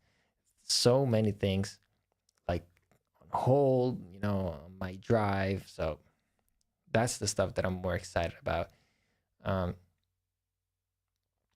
don't speak Spanish, so I don't really like Spanish and Italian are like kind of similar, but I don't really know what Gonzo said. When is the giveaway, Alex D? The giveaway, it's gonna keep going till Wednesday, the 14th, and then on the 14th, I'm gonna go live again, like tonight, and I'm gonna announce the winners.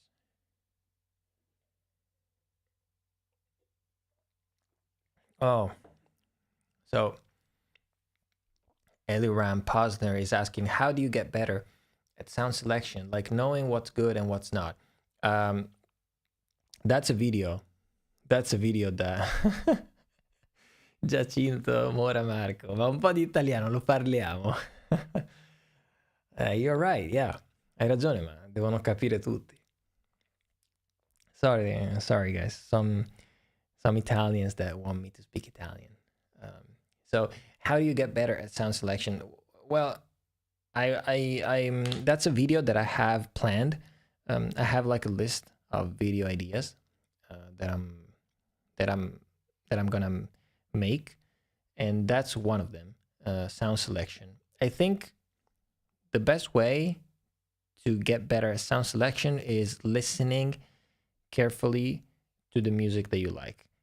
Because if you listen carefully to the music that you like, you're gonna realize that like you're gonna notice so many things that you've never noticed before. Even the songs that you think you know really well. So I suggest that you start from there, because listening really, really carefully the songs that you love is gonna make you better at picking the right sounds. Because by listening to songs that you love, of course, like I'm assuming that the songs that you love are like well produced, but if you listen to some very good songs that you like that are well produced, you're gonna train your ear to recognize that sounds also when you scroll through like a library of sounds.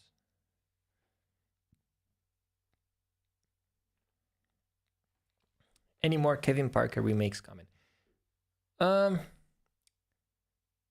Yeah, why not? I don't know, like I don't want to remake a song like The Less I Know the Better, because that's a song that at this point everybody knows, like everybody knows how to get that sound. So I don't want to break down a song like that. So maybe something that I might want to do though is like a video about like the Tame Impala sound. That could be interesting, rather than just like picking like a specific song. Hey, great to see you here, y'all. Ever thought about producing songs for Eurovision? So the way Eurovision works is that all like the winners of the festivals from the single countries, so like Italy, France, Croatia, like Sweden, whatever, the winners of the festivals from the countries go to Eurovision. So to have a song in Eurovision, you would need to produce the song for your own country, or like even from like another country. But like for me, the easiest would be producing a song for like the Italian festival, winning that festival, and then that song would go to Eurovision.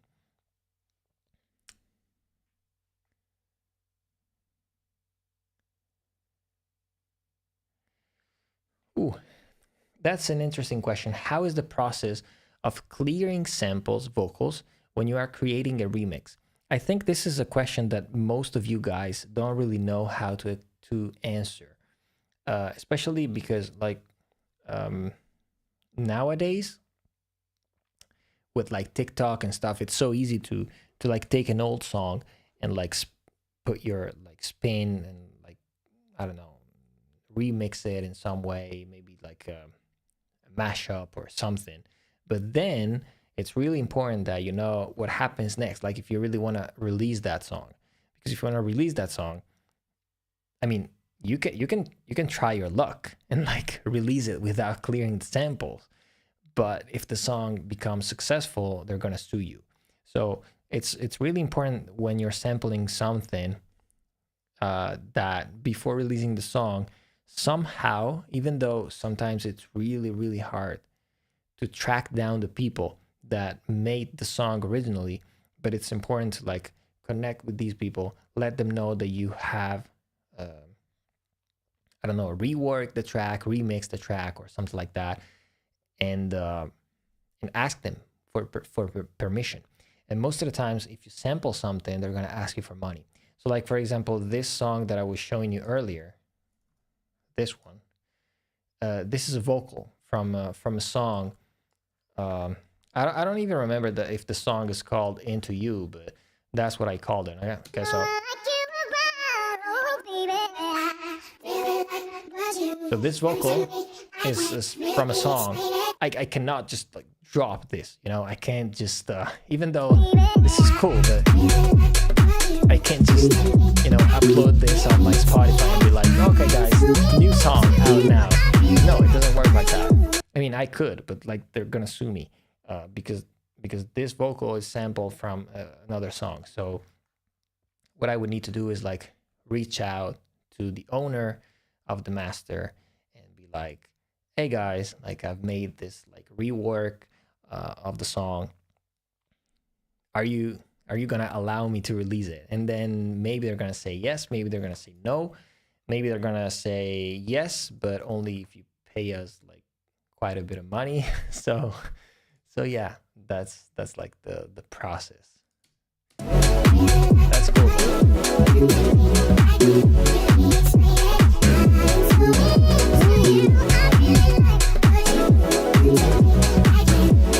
My God, I love these synths. I love these synths so much.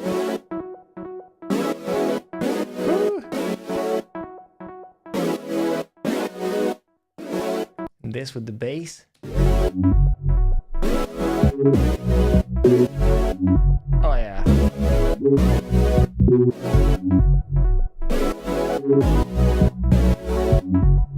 So cool.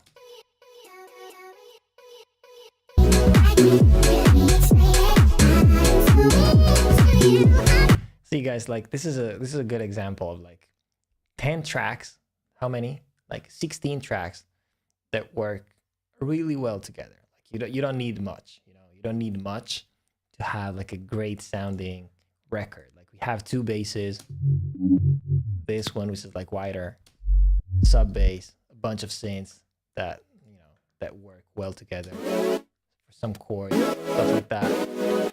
This little thing, and then a bunch of loops, kick, vocal, yeah.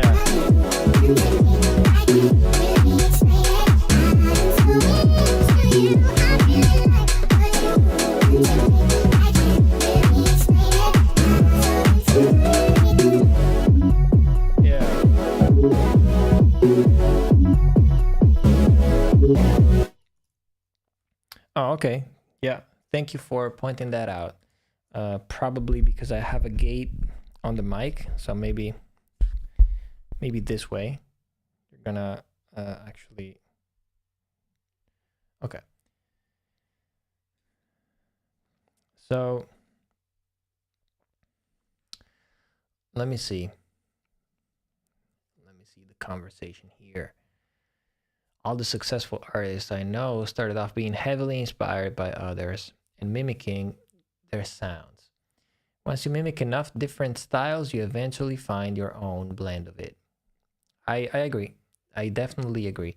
I think like I wouldn't go like I wouldn't try to sound exactly like someone, but maybe pick something that you like about an artist and try to apply it, and then you're gonna start, like Chris said, to blend it with your own taste and the things that maybe you've heard from like other influences.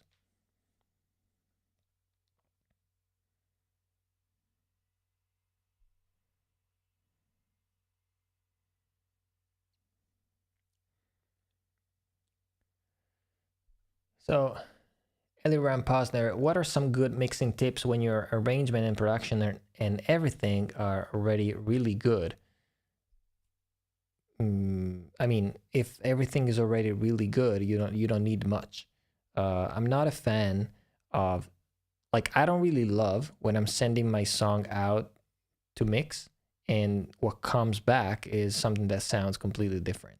So I think it's great. Like if you get to a point where your production sounds good, it's amazing, because then it means that not much mixing is gonna be needed. Ooh, what plugin you're using for those synths? Let me see.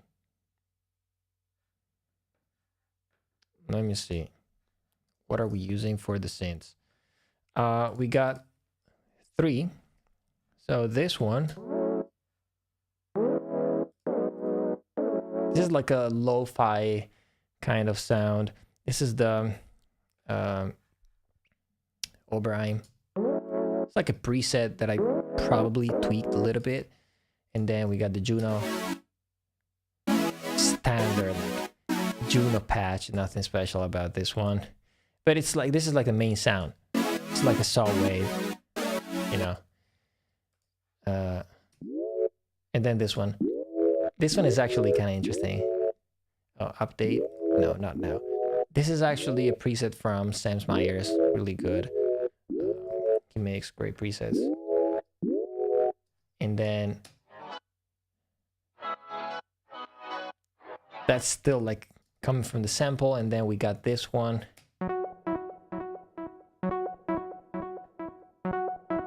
It's just like a very simple melody that I've made with like a Serum. Again, another preset. So yeah, these four. Yeah.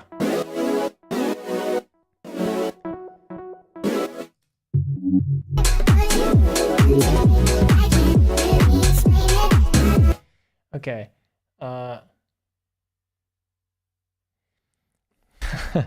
Are you tired of Afro House? Me too. So I'm not tired of Afro House.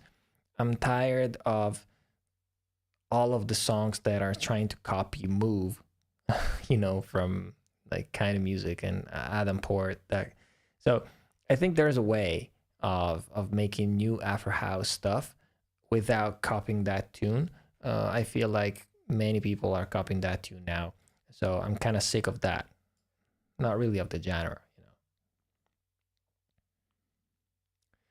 Who are your biggest inspiration for music? Oh my god, so many. Like yesterday I was listening to a couple Michael Jackson albums and I was like, oh my god. Like, I know it's obvious, but like, he's gonna always be like an influence for me. At the moment, there are so many great producers that I'm inspired by in different ways, you know. Like Charlie XCX producer, for example, like he's so amazing. But even like all of the people that worked on Sabrina Carpenter's new album, like from Julian Bunetta, John Ryan, like I said before, like those guys are like great producers. Really, I'm really open-minded. Like I really try to take inspiration and like learn something from all of these guys. So yeah, so many influences and inspirations.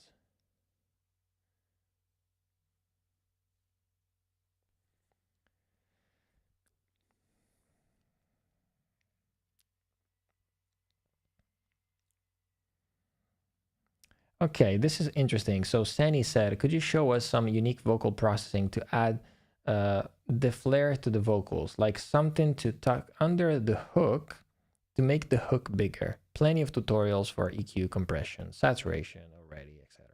That's interesting. And that's a video that I'm about to make. That's a video that is already scheduled for me. The one about like vocal mixing and vocal production. And actually you gave me a good input here, because I'm going to talk about how to process vocals, because not everybody knows how to process vocals, and that also includes EQing, compression, like you said, saturation, and all of those things. But you gave me a good idea here, so I will make sure to include in that video also like some interesting techniques that are not just, you know, EQ and compression or that kind of stuff.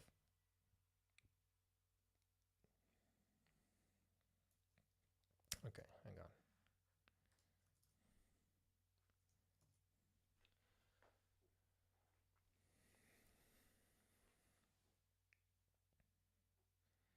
Do you like Arturia plugins? Guys, come on. What are you talking about? Of course I like them. I am partnering with Arturia for this giveaway. If you guys like Arturia plugins, you better enter the giveaway. Thoughts on Serum 2, by the way? I think I mean Serum 2 is fine. Like, it's a great synth. I think Serum 1 was already so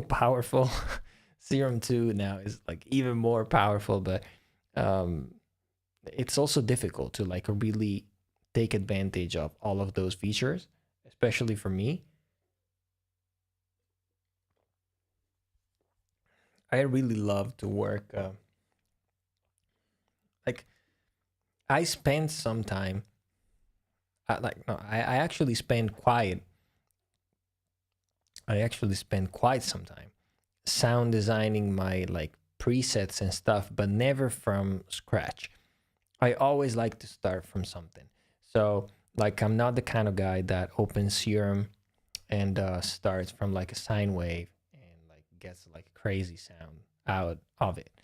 I like to be inspired. Like every sound that I hear, every preset that I hear gives me a little idea on like a pattern that I could play and something like that. And then I start tweaking the sound. So, I think Serum 2 is amazing, but I'm never gonna use all of those features. That's what I'm trying to say.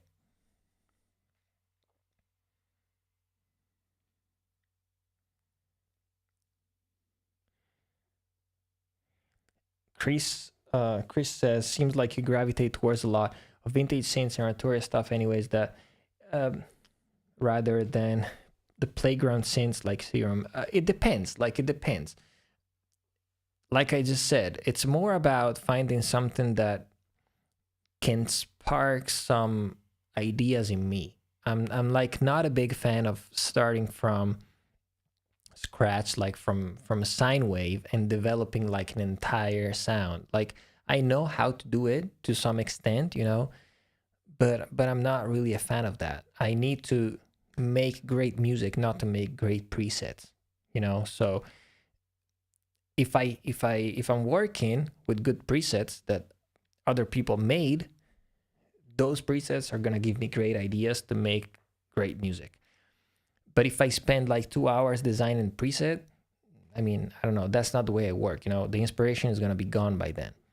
So that's just the way I work. I'm not saying it's the right way, but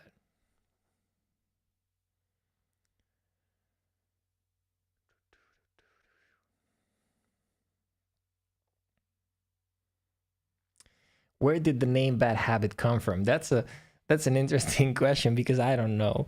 It doesn't really have like a specific like meaning to me.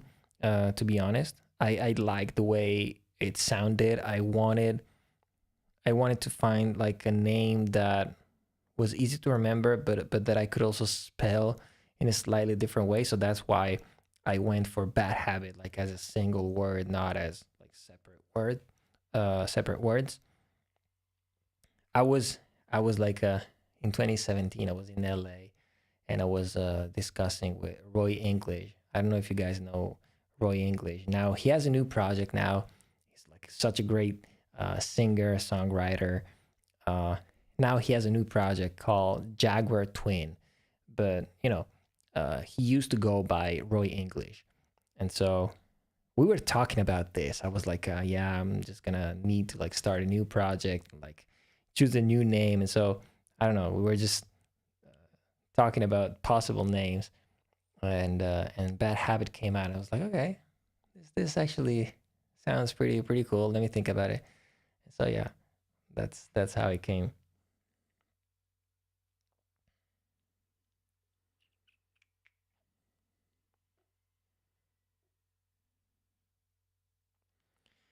Okay, so I got the stems for Taste by Sabrina and John Ryan. Julian and Ian used another Oliver sample pack guitar loop to start. Really? I didn't know that. Which one? I would be interested to know. I can try to find it.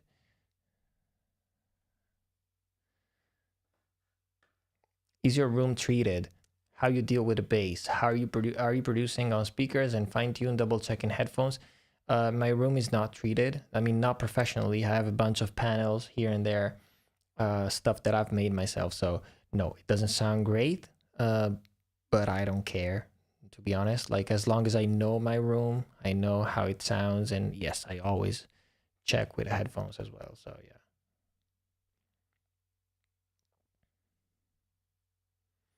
Did you use the top line vocal suite from Universal Audio? No, I haven't tried that one, but uh, I'm gonna drop my own Ableton racks. and one of those Ableton racks is gonna be a vocal chain. So trust me, it's gonna be great, and it's gonna be way cheaper, way cheaper than the Universal Audio one. How do you make good drum fills? Oh, that's a great question, because I actually hate the drum fills. Whenever I pick like a random drum fill from like Splice or stuff, it never works. So I always like to choose like the single drum hits, like the tom hits, or like whatever, I don't know, snare, and I do it myself. Either audio or MIDI, I just do it myself. I do the rhythm that I want. I actually want to know now if Taste from Sabrina Carpenter is really coming from an Oliver sample pack. Which one is it?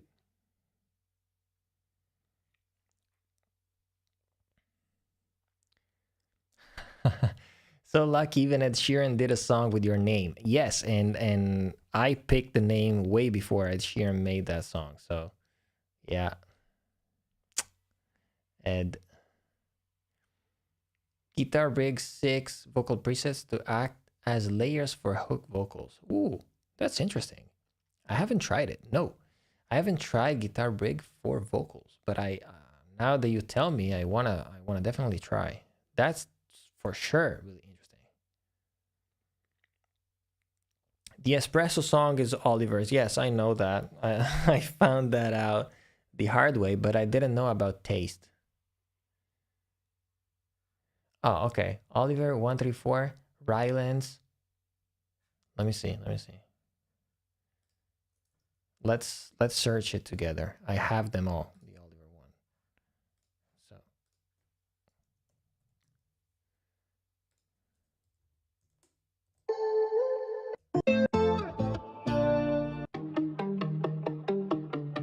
this one?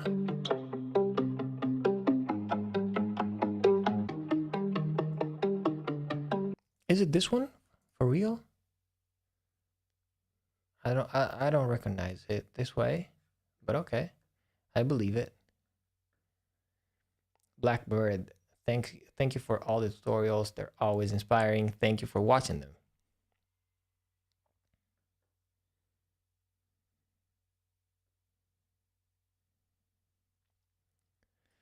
Okay, Zorro, I used to like 2010 synth leads a lot, but sometimes I ask myself if it would not make for a song that can make a lasting impact nowadays. Do I have to modernize my sound? No, I don't think so. Because ask yourself, the sounds that you're using, are you hearing them a lot, like on the radio, on Spotify? If the answer is no, it means you're on the right track, man. You're on the right track. So if you like 2010, 13, like that kind of stuff, synth leads, maybe if you use them now in 2025, some people are gonna tell you, oh, okay, this sounds old, but they're gonna come back. I'm telling you, sooner or later. So it's always a cycle.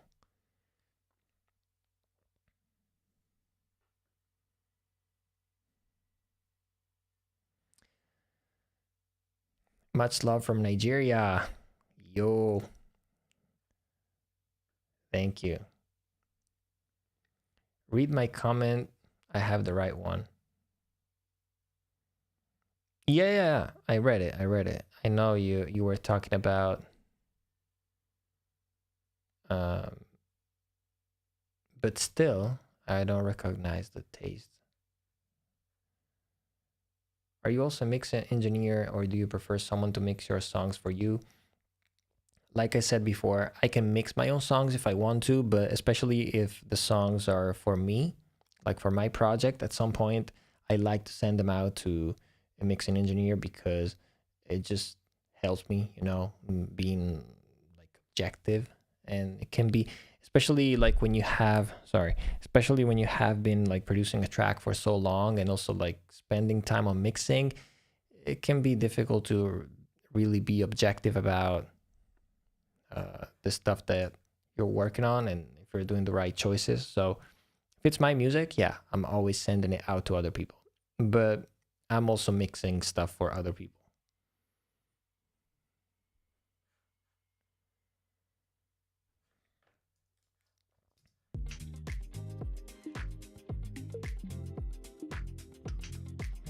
Do you have some tips on best approach to mixing? At times I feel the pressure of using plugins, even when they may not be needed. Some big artists like Jonas Blue use very little and sound great. Yes, I agree. I'm dropping a video about mixing real soon. Okay, I said it. At this point, I said it. Okay, I'm dropping a video about mixing. So that's probably the next video on the channel. I'm gonna address this because yes, I think most of the work is done by using not many plugins, but like making the right choices already from the production sometimes. So also the way you produce the song is really important, you know, when mixing.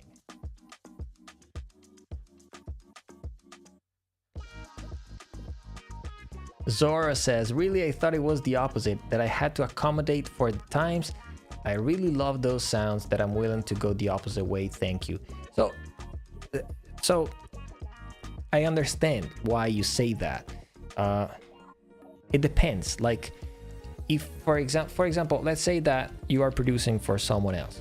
You are producing for like another artist, and this artist wants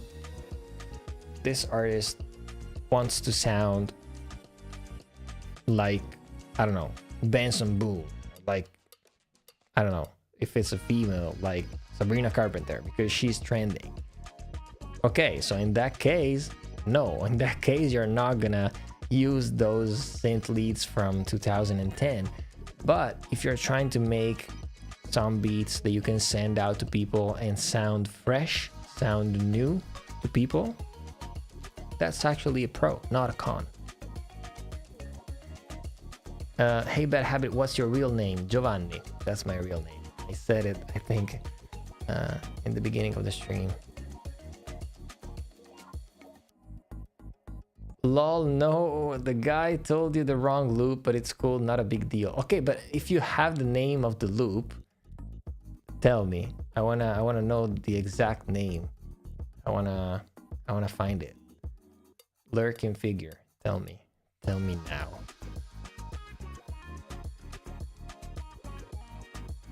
Brittany is asking, Bad Habit, how are you choosing the winners for the giveaway?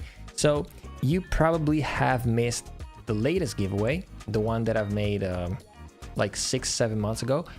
So each one of you has, Bruno, each one of you has a number associated with the entry.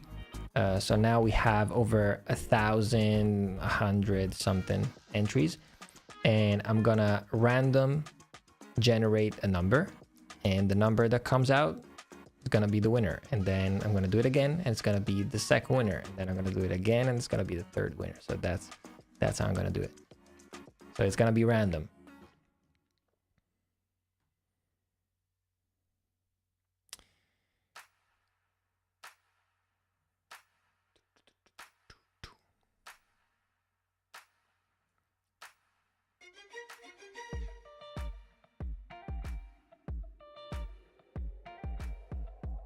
Do you produce hip-hop songs? Yeah, sometimes. It's not like the genre that I produce the most, but sometimes I do.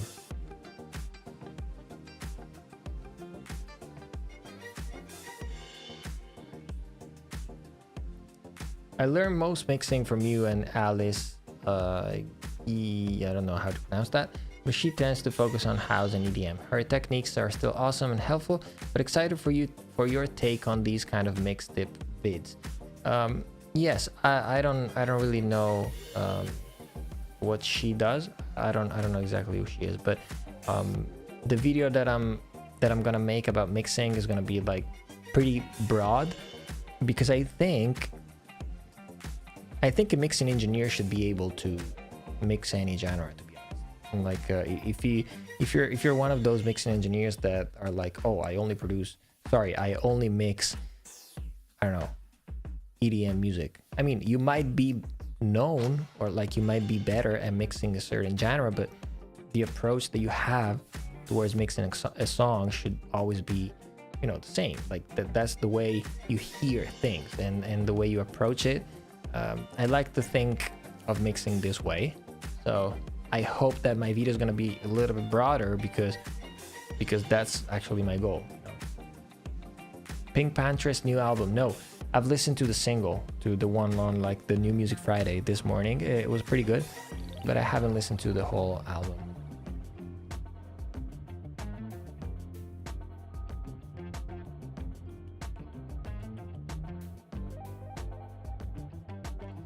Do you have a particular approach for finding drum samples for your how to produce videos? No, I swear I don't.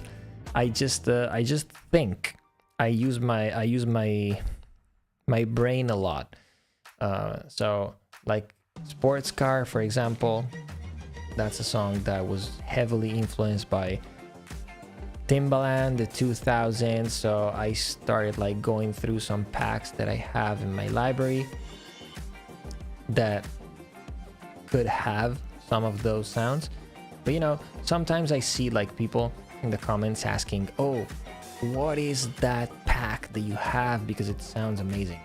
Guys, I don't even know, like for real. Like maybe you don't believe me, but I swear most of the times I just go on the Finder on Ableton, I type kick, I type snare, and I find one. I don't even know where it's coming from. I don't care where it's coming from. And it's not that the packs that I have are special. Like everybody has Splice, so I use Splice as well, but most of the times I just like to go and like browse, and I don't know, like you need to have good ear. You don't, like, most of the samples that you find on the internet now are good enough.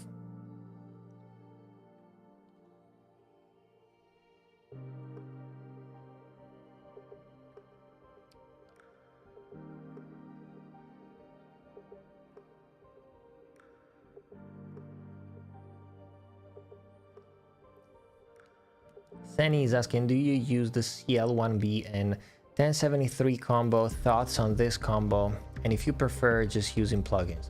So behind me, I don't know if you can see it. Back there, I have a rack. This microphone is going inside that rack. There's a 1073 there, but I don't have a CL1B. Unfortunately, because that's a great compressor, but it's so expensive. It's like $5,000 or something. So yeah, I mean, it's great. It's a great combination. 1073 going into like that one, or also like an LA2A, 1176. Like all of those compressors are great. So but you can also use plugins, to be honest with you. Like most of the times I'm using that 1073 and then going directly and then using compressors as plugins, and it sounds great. And even the 1073 like plugin is just insane. Okay guys, so in like 10 minutes I'm gonna bounce. Kind of tired now.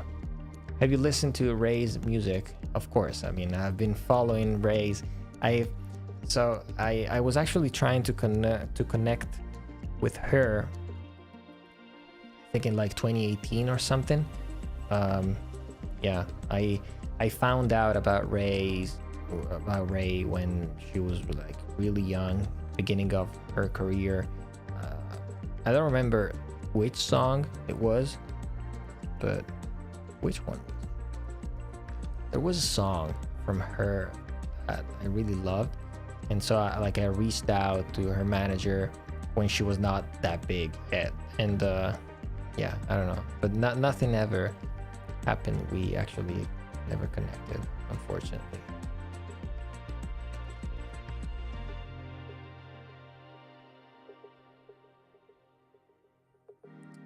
Just sent you the stem track of Taste to your email so you can actually hear the Oliver sample. Okay, thank you. What camera lens combo do you use? So the one that you're seeing right now, which is absolutely amazing, is a Sony. The camera is a Sony A7C, but I also have this one, which I got recently. This is a Sony ZV-E1.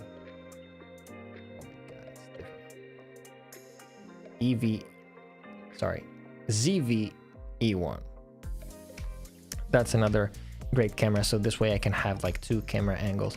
And the lens that I have on that one right now that you're seeing is a 1635. Yes, 1635 mil, still from Sony. So yeah, great lens, super sharp.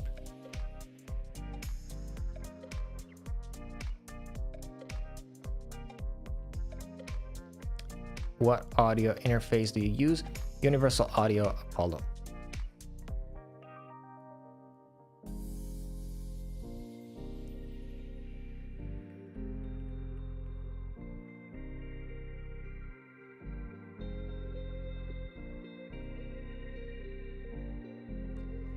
Can you make a comfortable living just from making music in your experience while also spending money for new stuff? Also, how do you promote your music these days when the market is so saturated?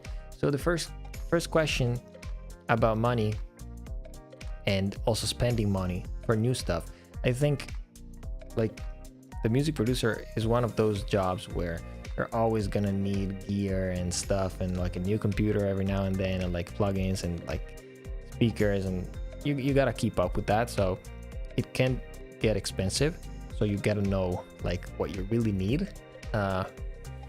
And yes, like it's not easy to make a comfortable living making music, because like there's money in the music industry, but it's like it's different than it used to be. So for example, if you're like producing songs, writing songs, and those songs are not going to radio, you're gonna make like a fraction of the money that you would make if those songs went to radio. So it's not easy.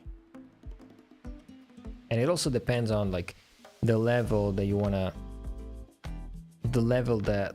you're trying to achieve. Like if you're trying to produce for like the biggest possible artists in the world, that's super difficult to get to that level. That's what I'm going for, you know? But maybe you can also be a producer and live comfortably by, I don't know, living in your city and having like always the same clients, maybe always the same, like, I don't know, 7-8 artists that like to work with you, and maybe they drop, I don't know, a song every 2 months, and you produce those songs. Every single time they drop a song, they come to you. So maybe you can just, you know, live comfortably just by doing that. So it depends.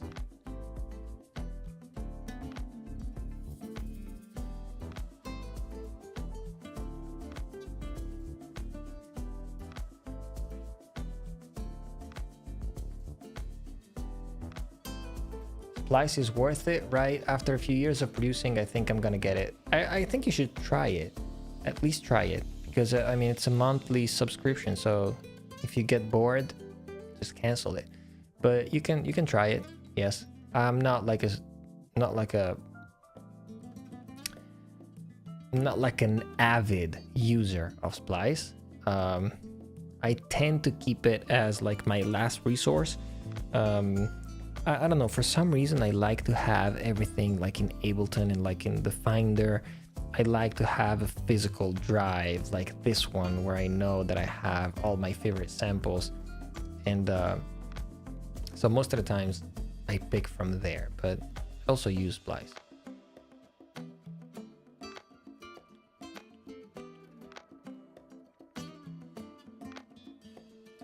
Where am I living at the moment? So at the moment right now, I'm in Italy. But I'm doing a little bit of back and forth between Italy and LA. It just depends. Like sometimes I'm in LA, sometimes I'm in Italy. do you not run out of Splice credits? No, because I don't use it. I don't use it a lot. I think I have like 3,000. I don't know, something like that. 3,000 credits or something. I don't buy packs. I just buy like single samples sometimes when I need them, but I don't use it that much.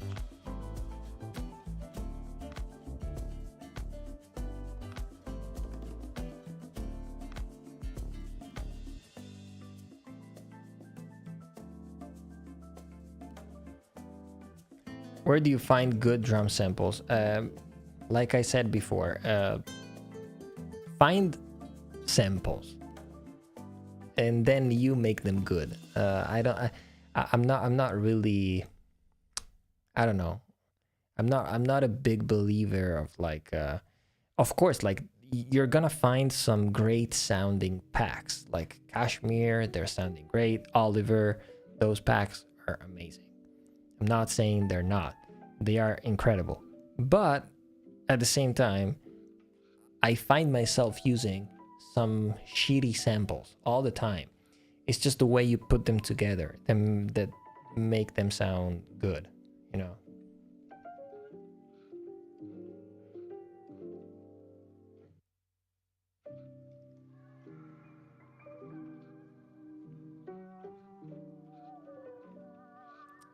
See, what other sample sites do you use for finding presets and samples? And could you tell us your favorite Serum preset packs? I don't know, guys. Like, I know you don't believe me, but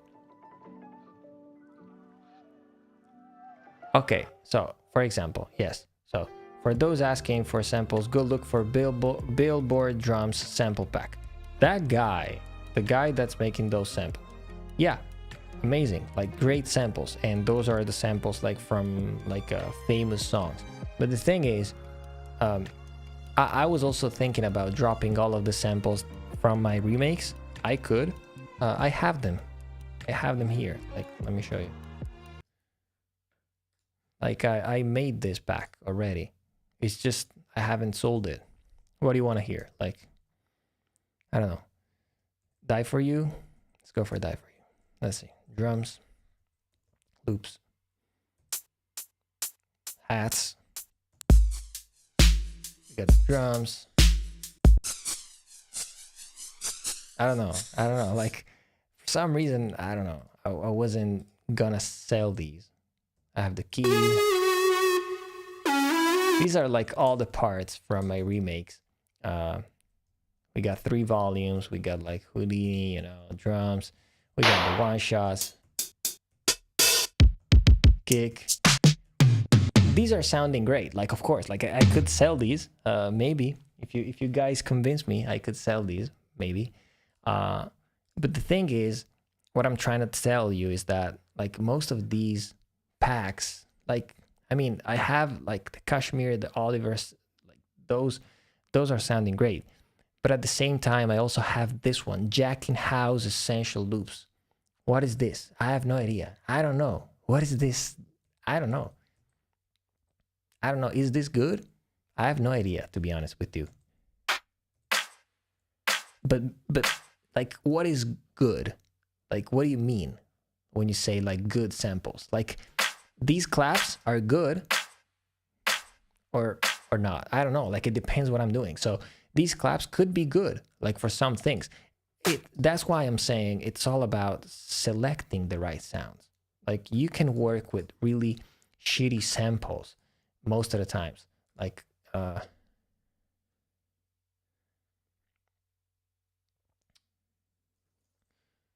what, like, for example, I don't know, Big Sean drum kit.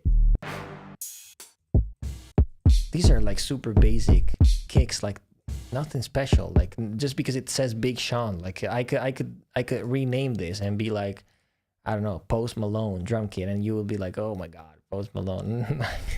You know what I mean? So it's all about like finding the right samples from like for what you need.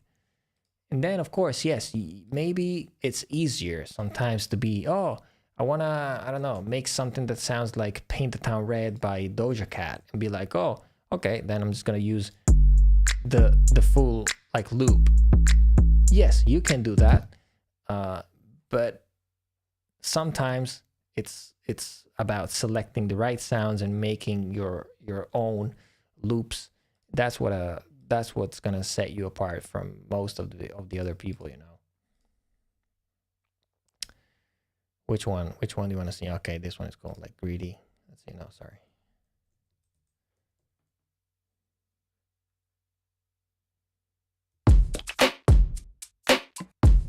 Hey, yeah. Come on.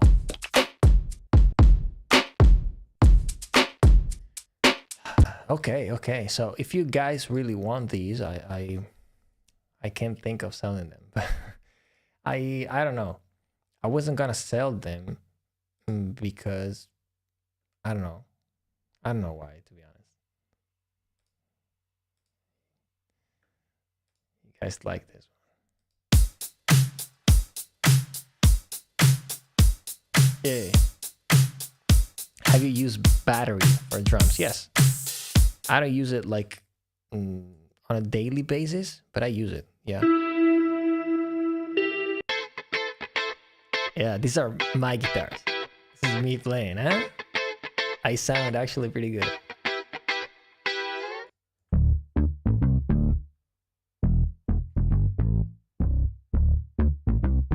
Okay.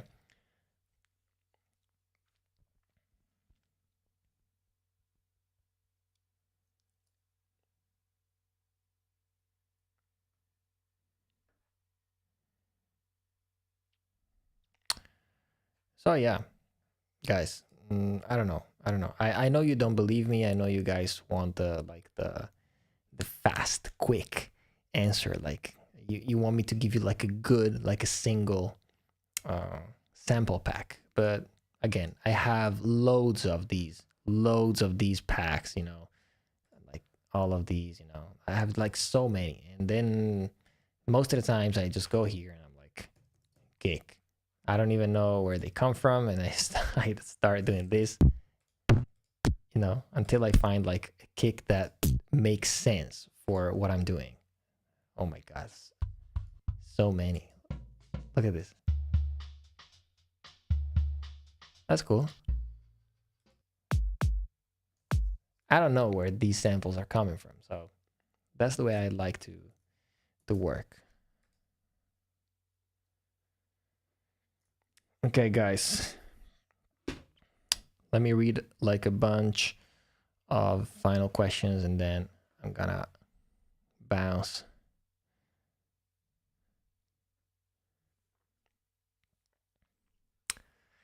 Your videos are great, dude.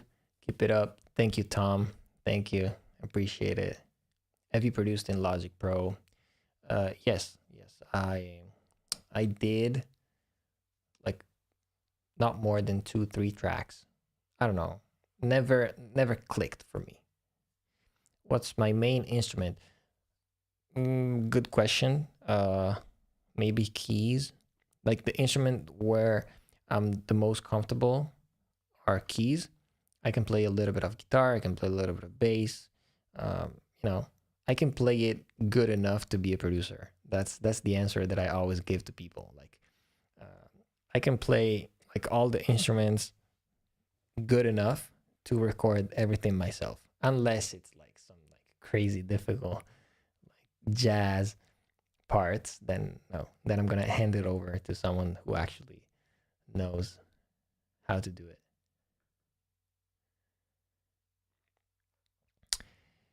As I asked you previously, could you please make a review or making of J Balvin songs like Loco Contigo? I think I would, because I definitely want to break down like a Latin song, but I want to do it on like a new song, not on an old song. So if I fall in love with like a recent Latin song that's gonna come out soon, yes, I'm gonna do it for sure.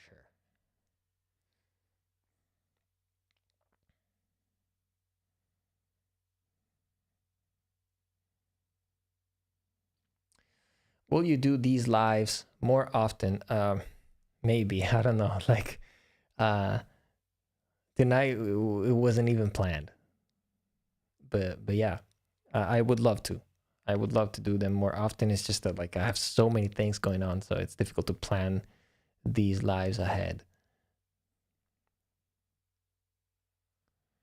Sometimes it's hard to match a reference track drums because they mix live recordings and samples, so kind of hard to replicate. Yes, it's I mean, I don't think it makes a lot of sense to match, you know. Just do your thing. Oops. I okay.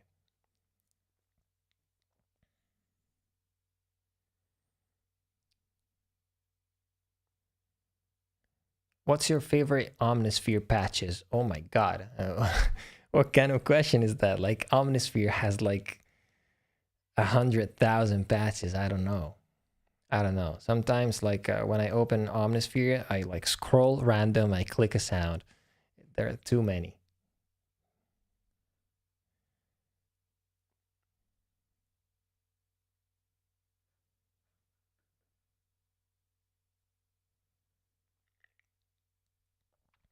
How do you work in Ableton Piano Roll in comparison to FL Studio? It misses some comments. Simple one, like delete note with right click. I don't know. Like I never deleted a note with the right click, to be honest. Like I used the delete button. I didn't even know you could do it, to be honest with you. What kind of guitars do you have? Those two behind me, electric, and the acoustic. Uh, and then I have like a bass there. Yeah, that's about it.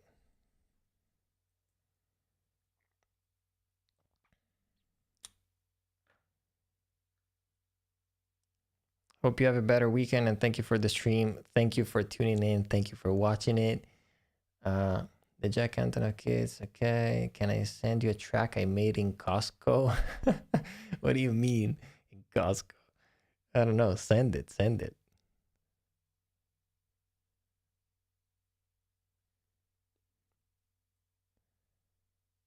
Okay, guys. I think I've answered to, okay, just a couple more questions. Omnisphere or Nexus? It depends. Lately, okay, I haven't used Nexus for like 5, 6 years.